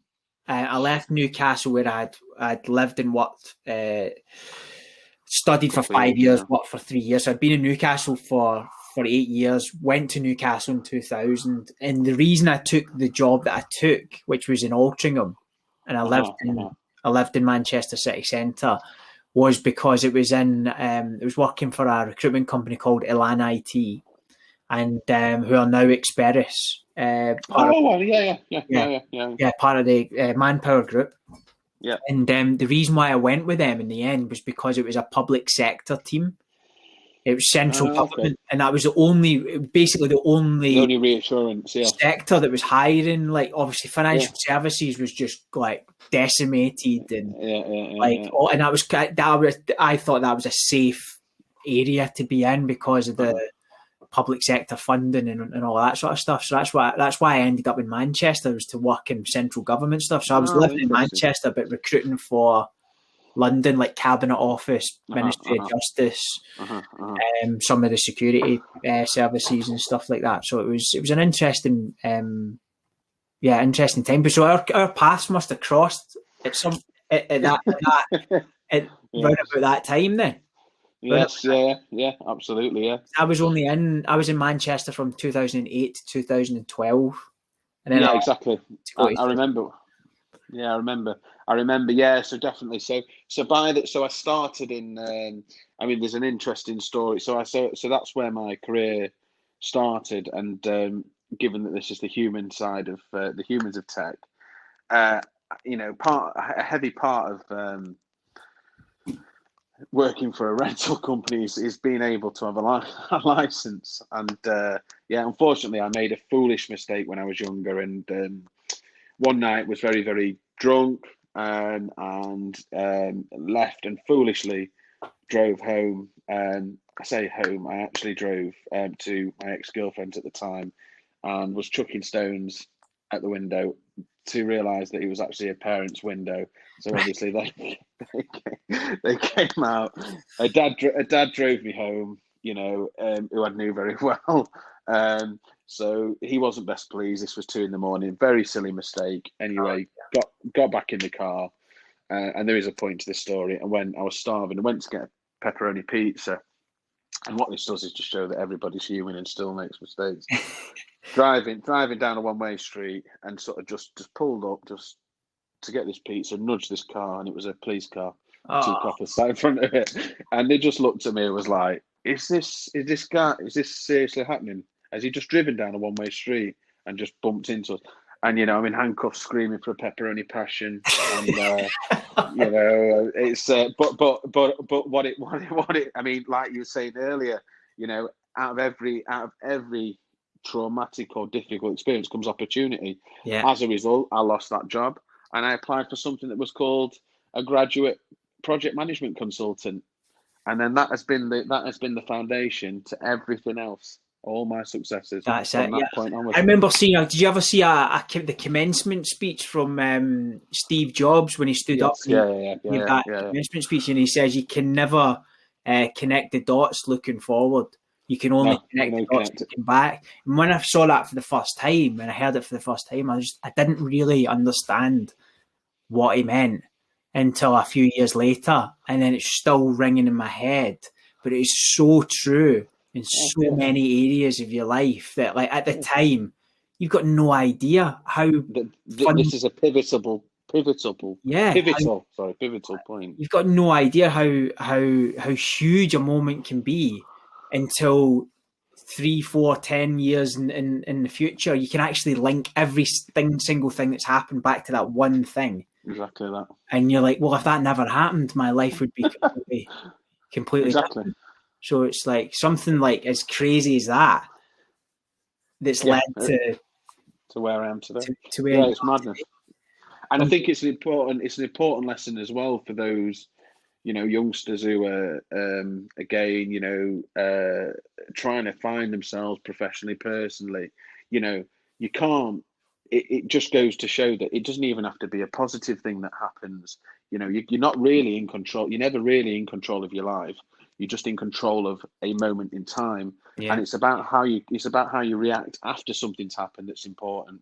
Losing my license and the focus to apply for jobs and look at a new career path rather than just toss it away or like you say just live to others' expectations of, oh well, he's been through a load of stuff. He was always going to go down. those sorts of things, you can't ever control those bad things or positive things or really sort of dramatic moments in life. What you can control is the choice you make after. Yeah. And that's the thing you Yeah. have to remember. Yeah, the only thing you can control are your actions and your attitude. Basically, it's the only thing, really. Only two things. I say that a lot to my team and a lot of different people through my career in like recruitment, because recruitment's like a roller coaster of emotions most of the time when you're dealing with unpredictable human beings and, you know, everything like that. So it's a very difficult thing psychologically actually to keep on an even keel in the recruitment industry, because you tend to, in your early days, you celebrate the wins too much and you go off the rails and like, and you get too down about stuff that doesn't go your way, really. So it's it's an important point. So talk to me a bit about that then. So you start in that new career path. Was it like an instant, wow, love this, this is awesome type thing, or did it take a while to grow on you? So it was a consultancy really, but actually I worked for a guy called Terry, who was the project solutions director, and effectively we were a sort of a print management consultancy company. So they had an old production arm, but actually they were just getting into multi-channel marketing and digital marketing. So it was very, very early days. So this is 2010, when digital transformation wasn't really a buzzword, and multi-channel marketing was still being developed and evolving. And I got into this job, and I remember I'd broken up with my girlfriend at the time. And I was all over the place out partying. I was on the breakup diet, which was more substance than substance, and not really focusing. And then I remember the 6-month review for this new job, and he said to me, look, you've got something, I can see, and I remember it. And he's the best boss that I've ever had, and I've never had anybody who's lived up to him since. He said, do you want this job? And I said, look, he said, I can see the potential in you, but do you want this job? And I said, look, I've been going through some stuff, blah, blah, blah. I was honest. I said, look, right, from here on out, this is it, this is it. I'm going to show you. Right. And my career blossomed. And actually my first ever project that I did, which is still used today, was to put in the flood alert system for the whole of Scotland. So when they get the high alerts, they get all the multi-channel marketing and the options to buy the protective, the sandbags and all the protective gear. And what he taught me was, rather than the projects, I spent 2 years with him, and he taught me around brilliant basics, what he called it, but the art of perception, effectively. Mm-hmm. So I shadowed him, and it was when to speak, not what you say. It's not just what you say; it's when you say it. Yeah, it's value add versus additive. It's your communication skills. It's about being able to be composed and adaptable, in situations, and being able to read situations so that you can influence in the right way. And it was a lot less around traditional project management skills, which I did, of course, learn, and I've got multiple methodologies and certifications like everybody else. But what I was taught, and what I would sort of advise or give, my advice to those who are starting out, is to truly look at what your skill set is. So mine is around being able to, easily engage with people, right? So that leads to many different types of sectors. Yeah. And I'm very, very forensic when it comes to NLP and reading people. So one thing that I do personally, which people won't realize, is and my current boss actually said, he said, I'm like a Jedi. It's about reassurance. So what I'll do is I'll say, I'll see you, Chris, and then we'll have a laugh together. And then what I'll do is I'll keep touching your shoulder and keep touching. And what it is it's a physical reassurance technique to say that we've got a connection, we've got a rapport. Yeah, that sort of stuff was the sort of stuff he taught me when I was young. Now that has carried me through the rest of my career. Now, to answer your question, do I love project management? It's a great job. change management, technology, it's brilliant because, every day is different. It's transferable skills. It's, financially, it can be lucrative. You can work anywhere you want. You can work in all different types of facets. But actually, really, what is my job? My job is to be able to get people to like me so that they do the things that I need them to do. Yeah. Now, unfortunately, it sounds like it's almost not a con, but it's perception. It sounds like manipulation, but it's actually it's persuasion and influence. influence. Yeah, correct. So it's not necessarily doing the wrong thing; it's doing the right thing. So you're not manipulating, but you are influencing based on being able to understand those that are better and smarter, and embracing. That is my definition of leadership. Really. Yeah, correct. That is my definition of because everyone might have different definitions of what leadership is. Mine's is the ability to be able to influence a team or a group of people or an individual to do what you need them to do for the benefit of the wider team or the mission Correct. or the organisation type thing. That's how I think of leadership. But is there a fine line between manipulation and influence and actually influencing someone? And you're absolutely right. And some personal experiences I've had. I've had a very steep trajectory. Now, the bittersweet thing about that is that I've from a young age, from a material perspective, and those that value that sort of thing, I've earned a lot of money, I've got drive a nice car, got a partner, blah blah blah blah. But actually, the level that I rose to at Bupa, particularly, I hadn't established myself enough. So to understand political agendas at that level, that is a different level at 32 to being. I think I was the youngest in the group exec by about 13, 14. That difference in experience and corporate psychology is very different. So what I've done is I've taken a bit of a step back, moved to Manchester, and it re-established myself, and re-established my core skills and things like that. But to your point around leadership, I've worked for people who you only leave jobs for two reasons: either money or your boss. Yeah. Nobody wakes up unless you're a footballer or you're a surgeon. Nobody wakes up and goes, "I don't like Bupa's culture anymore," really, or "I don't believe in Digitalent's culture anymore." They go, "I don't like working for this person," or "I need more money," and they just can't provide it. Yeah. And what I found is, and what I was taught very young, was to embrace those around you that are talented. I was never the best project manager. What I was the best person to manage the best project managers. Yeah. And I think if you've got that level of emotional intelligence, again, another lesson that I learned very young, linked back to lots of experiences where I've had to reassess, and reprogram myself as from traumatic times when I was younger. I think that's the sort of advice that I would try and impose on people, and it's a focus on, first of all, you're never going to really know what happens in life, because life just takes so many turns. But what you can control are the choices, and you can understand what makes you happy, where your skills are. And then if you really truly want to succeed, and everything else will follow, embrace others, embrace talent around you. Like you want better recruit, you want your team to be better at your job than you do. All you need to do is lead them in the right direction. Absolutely. You know what I mean?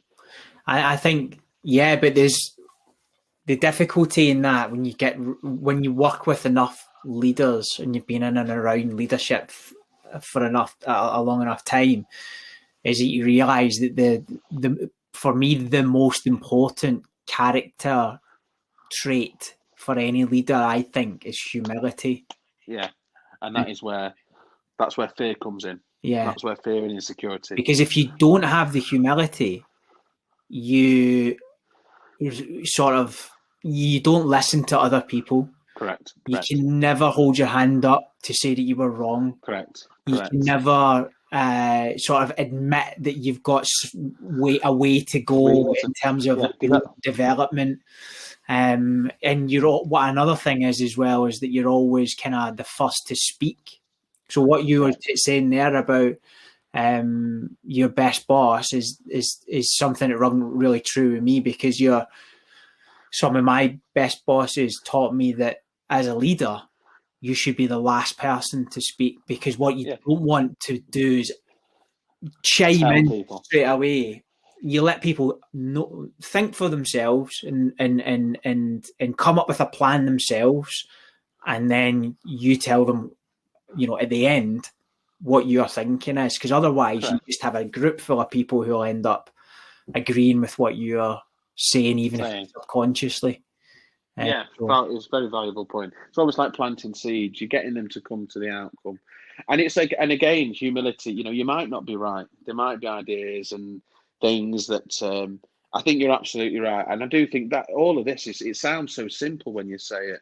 And if you're a youngster trying to, or you're midway through your career, or you're listening to this and you think you're unhappy, or why am I not where I need to be? It's within your gift to make that change. And actually, it might be the fact that you're not working for the right person, or you're offering loyalty, and you have to understand that everybody's insecure. And everybody else's insecurities, the ones who can't deal with those insecurities, or don't have them, to project it onto other people. That's where the manipulation comes in. It's amazing once you get into the corporate psychology. 100%, yeah. I mean, go back to the humility thing. I think one of the big things, another big thing that I've learned is that when you, and that's what I struggled with for a long time, until finally the penny dropped and I realized, right, is the ownership of things when they go wrong, when you're in a leadership position. 99.99% of the time, it's your fault. It's not your team. It's not your boss. It's not the environment or the project you're working on or the client, or even, and this isn't a work thing. This is a family thing as well. I do this all the time at home. Something happens at home. The first thing I do is I stop and I look at myself. What could you do differently here? What could you change? And is it your fault? And most of the time, it's because I haven't explained things in the right way. I haven't explained why something is so important, or how we're trying to get from here to here. I haven't explained to my wife to be that the reason why we're doing X and Y to the house is so that we can have a more secure environment. The value. It's always about, in a leadership position, whether it's and you're talking about family or you're talking about work, it's always about ownership of what you've done. And I think as well, when your team see that, they start acting that out as well. So when you start taking ownership of things that are going wrong, and you're like, this is my fault, and this is the reason why it's my fault, that rubs off onto team members, and all of a sudden you see people actually taking ownership of problems when they arise and saying, do you know what, this is my fault. That, if you think about it, is a complete 180 from the leader who doesn't have humility, and who starts pointing fingers at people and saying, this is because of you not listening to me, or this is because of X, Y, Z, and then you start a blame culture. It's very subtle, but it is very subtle, and it's where I got the most scars, if we call it that, in the professional sense, at Bupa, because I was operating, at a board level where people could speak passively that I'd thought I'd agreed or aligned a certain narrative, to convey to very senior people, and then a passive comment would come through, and I was actually mentored by another great boss, actually, probably my only other great boss, who'd been he's called Dean Pollard, fantastic, just all round, executive, been around Bupa 30, been in the industry 34 years.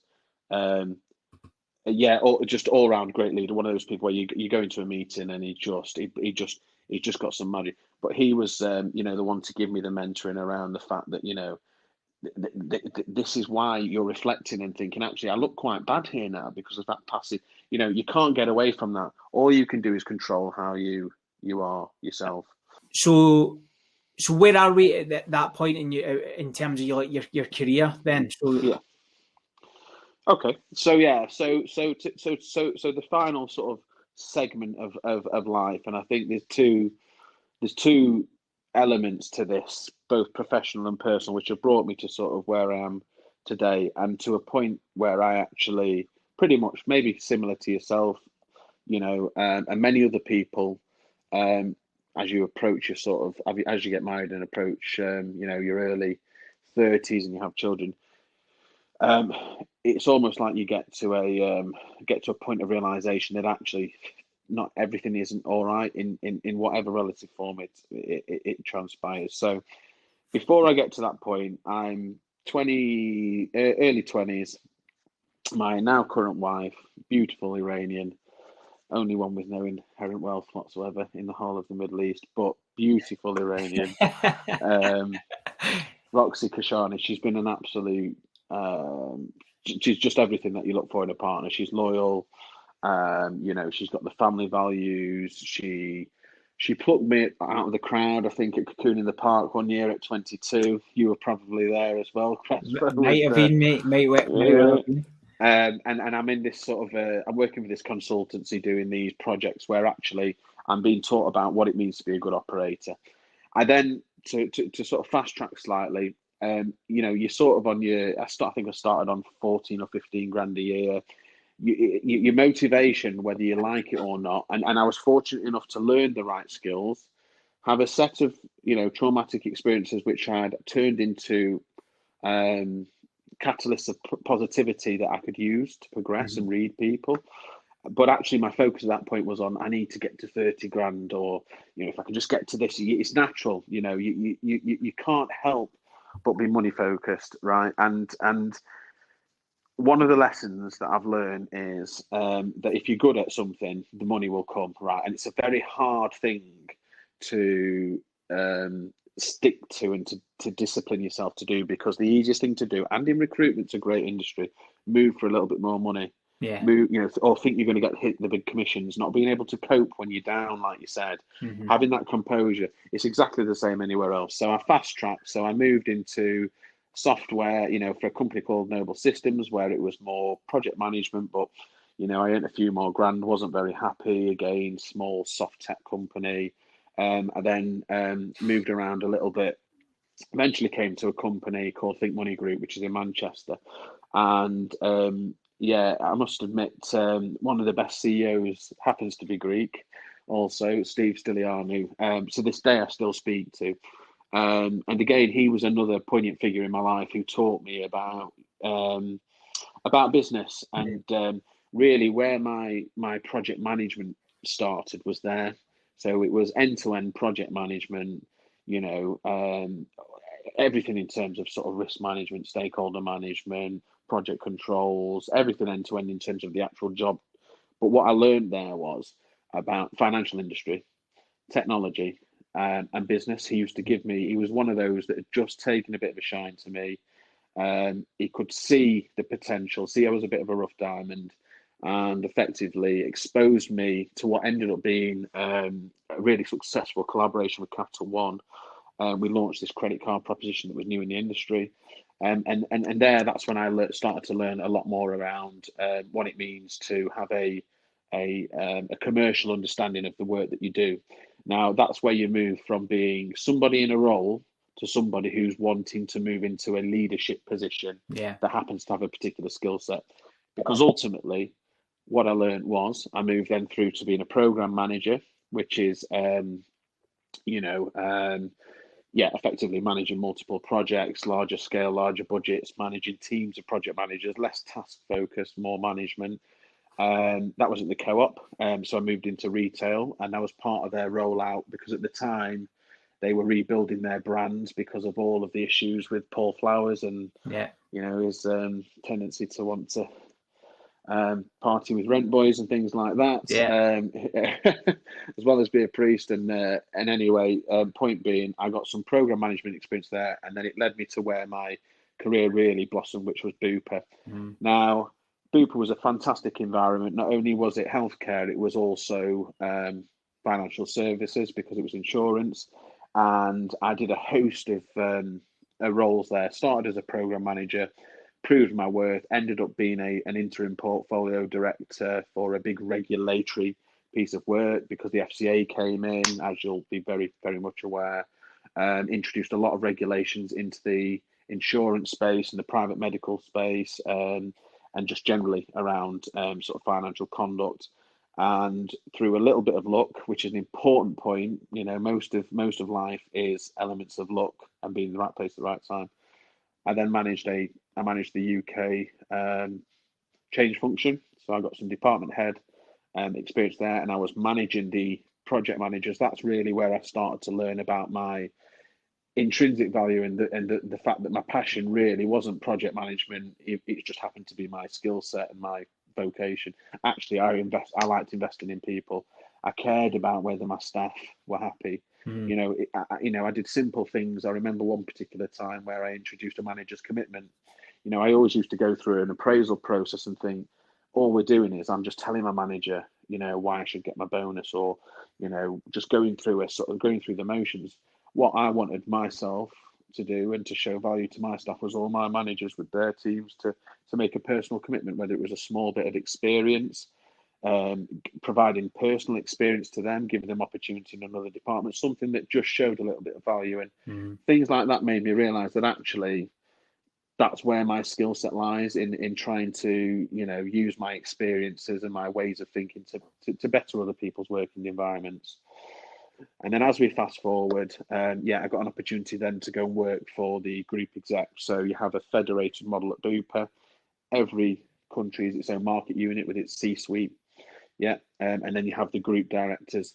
For Topco, which was their group, I think I was in the top 30 of the leadership team within, by about 13, 14 years. Again, a very up and down experience because probably far too senior for my experience in terms of years on paper, but actually, managed to hold my own. But what it meant was I was away 5 days a week, and we were just about to get married, me and Roxy. We had a baby on the way, and what I decided to do was recalibrate, take a step down, stop chasing the Yankee dollar, as David Brent once famously coined, and sort of move back to Manchester and really take some time to establish myself again. And I think at that point, and everybody will get to it, you realise whether you are the person who wants to give up the family life to just be, work that corporate life and live that corporate, which is neither right or wrong, but that corporate lifestyle, luxury lifestyle, or actually family, being close to home, work-life balance becomes more important to you. For me, that was the decision. And then, I think just to link back to one last element of trauma, which is actually where 3 years ago, a couple of years ago, before we got married, where actually I really started my personal journey, was I let my father back into my life again for a period of time. It'd been many years since all of the football and all of that, and Roxy had come into my life, and he really got on with Roxy. Had you seen your dad since all that happened? So it all stopped and then reintroduced, Right. sort of, And what happened was we had a once a month he'd come up, same thing, go for a Nando's. He'd order the same thing, we'd order the same thing. Me, Roxy, once a month for 5 years solid, And it was approaching the wedding, and so we're now talking 20, 25 years on from, back when I was back in Greece and things like that, a long, long time. And he's an old man to me now, even though he literally wasn't an old man. To me, he wasn't the same, not scary, but do you know what I mean? That larger that than life kind of character, Correct. And I thought, you know what, things are different. And I remember effectively, it must have been maybe a few weeks before the wedding. We never mentioned my stepdad. Now, bearing in mind, I didn't talk about this before, but he'd been physical with him at points earlier in life as well. Stepdad has stuck with my mum, and it's been an important part of my life. Never trying to replace my father, but always been there and stuck with my mum. And the easy thing for him to do would have just thought, fuck this, and just walk away. And I said to Roxy, right, this is a meal. I'm going to tell my dad my stepdad's come in. We never mentioned, and all the points at which he was reintroduced, we just ignored. We never mentioned my stepdad's name. And we're in Nando's, and I said, look, out of respect to my mum, he's coming, and then he just slammed his cutlery down, and he just switched. Right, he just switched. Eyes went. We had to leave. We drove back, and the Green, people who are familiar with the Manchester by Victoria Station, is now called Green Quarter. Roxy's upstairs. Obviously, she's not aware of this. He's grabbing me. We're physically fighting, and then there people. This is in the middle of the day, and I think at that point, after all trauma, physical violence, manipulation, anything else, I think at that point I realised he'll never be able to put his own emotion over me. Yeah. And that's where the trauma really started for me, right? And I was only 29, 30 at that point. So my journey really started the past 2 or 3 years. And this is where Roxy's been a great support. And this is where I've actually really had to. So, I've done CBT and MCT, lots of different types of therapy, but it was all around understanding that I need to make a change myself and take control of it, because I cannot focus on the past anymore. And I think this is important for anyone who's been through anything traumatic or difficult. And also, if you're in a slightly confused point in your life, or you're in a position where you don't understand why you don't feel content, it will be linked to the fact that you're clinging on to elements of the past, right? And you're not letting it go. And I think ever since I've been on that journey, work's got easier. Having a child has made a massive difference. It's not the answer to everything, but your focus, like you'll know. I mean, God knows how you do it with 3, but your focus, your Why you see the big circles under my eyes, mate? Still handsome, don't worry. But one thing, again there, you part of the worry is you don't want to make the same mistakes your parents made, but you realise you parent how you want to be parented, So I suppose to summarise my point, I've had a steep trajectory. I've had a lot of traumatic experiences, which have been bittersweet. I've had a lot of opportunities and a lot of good people in my life, and I've made the right choices at the right times. I've had what people would class as a successful career crammed into, because I've only been working 11 years at the highest level. I've then recalibrated and come back to pick a role where, it's all about actually just using my experiences to influence the team. But I suppose my biggest success in life and my advice, the point that I would really ask people to reflect on is, is what makes you happy. It's the internal lens that you look, is the internal lens that you have. So understanding really what it is that makes you happy in life. Is it work? Is it something in your personal life? Is it a particular vocation? Is it having children? And try and avoid, this social hierarchy of looking at people on LinkedIn, which is a classic example. And I'm not in any social media apart from LinkedIn, because it's a as well as it being a powerful tool as part of this digital age, and I mean, I've run true digital transformation programs where, we've used data platforms to really sort of segment and target and utilize social platforms. But from a personal perspective, it breeds insecurity. You have to be comfortable in yourself, definitely, before you can then be successful. And I think that's probably been the hardest thing to understand. I've been trying to cling on to the past and repair the past, and at that point I realised, no, I need to separate, like you did when you was at that age with your mum. That was a choice you made. It became clear you need to separate things, and you make your own path. And I think it's just taken me a lot longer than other people. Yeah. So you're in a good space with everything now then? Yeah. So personally, I mean, I'm still, don't get me wrong. Because of the type of trauma, a natural reaction for me, rather than feeling scared, is anger, right? Which might sound aggressive to people, and I understand that. So, techniques that I'm in a good space, but what I've done is I've reduced my friendship group. I've made sure my working circle, I'm in the right type of environment, and if not, I change it. I'm not afraid to change it. I won't chase material gain anymore. It's all just about Nahal and Roxy, and also accepting, like you said, as a lead, in my own personal life, stop using the excuse that I had this happen and that happen to justify why I've got angry and frustrated at somebody or frustrated at my wife. It's my fault. And I cannot justify anymore. I have to make that step change. And I think, like you said, the hardest thing to do is to take accountability of your own faults. Yeah. And it's a tough thing for a human being to say, I'm sorry, this is my fault. Because it hurts your own ego to think you're in the wrong and you've done these things. But yeah, I agree, because you get to a point in your life when you sort of think, do I want to be happy? Yeah. Do I want everything? It's a default reaction, right? And it's natural. It's because it's like anything. It's like if you were in a physical altercation, your natural reaction is fight or flight. But everybody's reaction is to defend themselves, whether it's emotionally, physically, or manipulatively. And I think there has to come a point where you have to recognize, and it just seems to be that age where, maybe it's because you're getting married and having kids, you get to 30, it's a cliche, you get to your 30s and you think, God, I'm not as happy as I thought I was. Life is not as easy. Yeah. I don't know what your thoughts are. Yeah.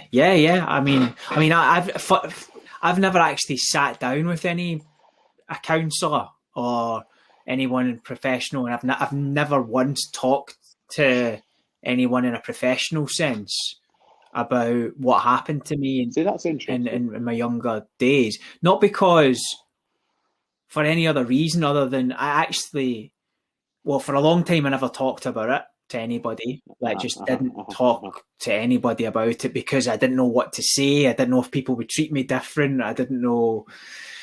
I remember being at school and people treated me different because my mum had died, because they didn't know how to react around me. They didn't know. They just avoided me, and that felt bad, and I didn't want that. So that sort of stayed with me.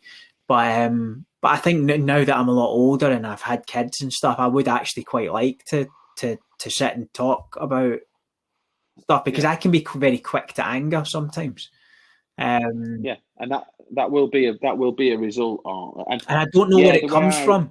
And like what you said earlier really resonated, because it goes for me. You mean the scale of the economy? It literally goes from like 0 to 11, and I get like, and I'm unfortunately famous for it in my circle of friends, and my mother half and stuff, and it's sometimes not a good combo with me and her, because she's a very sensitive human being. Same as my wife. And it's just I'm like fiery at points where I try not to be, and I always feel guilty after it's happened, and I'm just like, oh God. But it's just who it's who I am in many ways, So it's like in many ways as well, in a professional sense, it's even things. It's part of it. For example, like I play better when I'm pissed off, type thing. Yeah. It brings something else out of me. Now, I'm not saying I'm not angry all the time, but it's even in my professional sense, in my work head, if I'm in the zone, it's like that, not nervous energy, but it's taking like a negative thing, trying to do something positive with it. It's an energy force, I think. So it's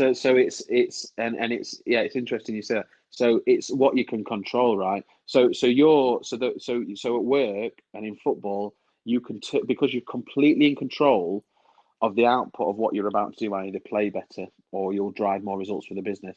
You can use that anger to your advantage. The minute it's a personal relationship or somebody else involved that you cannot control their emotion, that is the bit where it becomes difficult. Because, and that is where you find, a simple thing was, once I remember when I was going through this process, me and Roxy, before COVID, we'd come back from work, or I'd work from home and she'd come back from work, and we'd argue within the first 10 minutes, and it'd be every day, just a little bicker. And I started to think about what it was, and it's because I was in a working from home environment where I hadn't then separated myself into being finished from work, coming home, and she's come back from the office physically, and she's in a different state of mind. And again, it's just a classic example of just trying to understand, just understand yourself a little bit better. But you will never lose that. But what you can do is actually work out, and what I would recommend to everybody is speaking to somebody objectively about things isn't always necessarily about the issue that you want to talk about. It ends up giving you, and depending on what you do, you've got, I know what my issues are. So cognitive behavioral therapy, I don't need to delve into thoughts because I know what the trauma is. Mindfulness, for example, is about how to let those emotions go. I did hypnosis for a period of time, which is absolutely crazy, and maybe for another time, where they remove the negative thoughts. It only works for 60% of people out of bad traumatic memory. There's lots of different things like that. But talking, I think, is a lot more acceptable these days, and it's very relevant for work. It's cathartic. It's relevant for cathartic work. when you talk about it. It's just like going to the gym, mate. It's just like it's a release, Whereas, I think in my younger days, I would be like, I just bottle it all up, and exactly. I wouldn't know how people would react or whatever. It might come out at an after party, like, for example, and but not in a deep level, just like something, like deep and meaningful or whatever.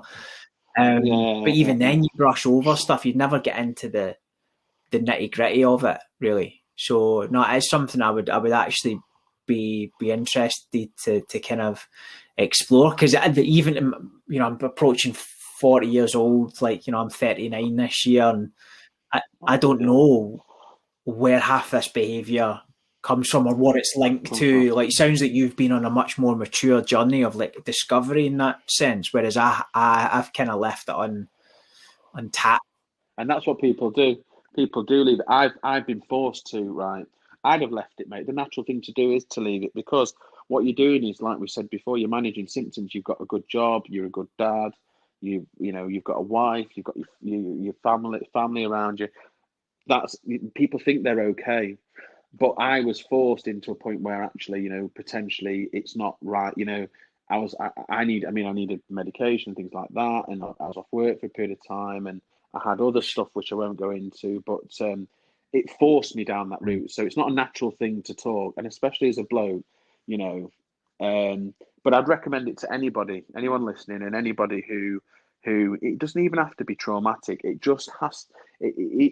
But this is why Americans, to be fair, for all that I disagree with sort of the American economy, having a conversation is a tension release. It's the same as boxing or going to the gym. It's just a build up of tension. But what it does do is it needs to be objective. So it needs to be somebody you cannot have an objective conversation with somebody close to you, because it always becomes emotional. But I'd recommend it, and I think it takes a brave person, to really take a step back. And what it does is it actually unlocks things that you probably didn't realize were issues. And all it does is, it doesn't mean things go away. You will always be that person. That's why your wife was attracted to you in the first place. That's what makes you Crespo from back in the day.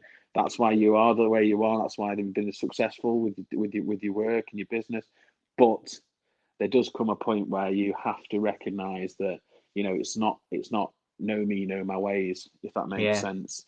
And it's the hardest thing to do, like you said, in life, is to take that accountability. And it's all leadership. It is Definitely. All leadership. And it's a brilliant note to conclude on, because you want to be a leader in life, not just in work. Definitely.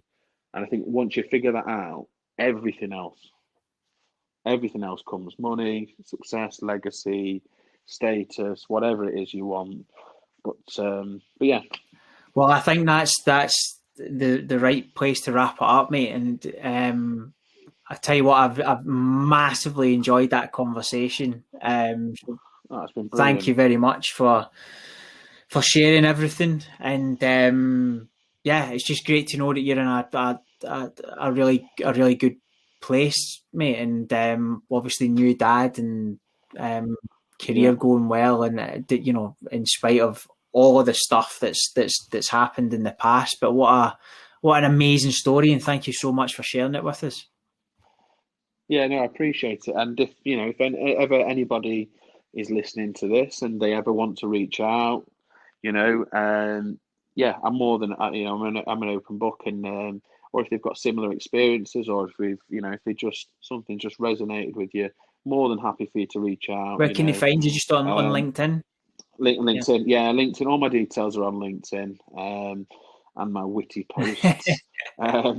But yeah, it's been great speaking to you, mate. And I think it's a fantastic concept, looking at the human side of professional, professional successes and professional careers. Because I think a key thing these days, like we said, is that it's very easy to get lost and to not understand how to get from where you are as a grad or a junior to where you see these people on LinkedIn. So I think this type of podcast is brilliant about how you can turn. Thank you. Yeah, negative. well, and that's that was the whole reason why we wanted to do it in the first place, is to show people that success isn't a straight line.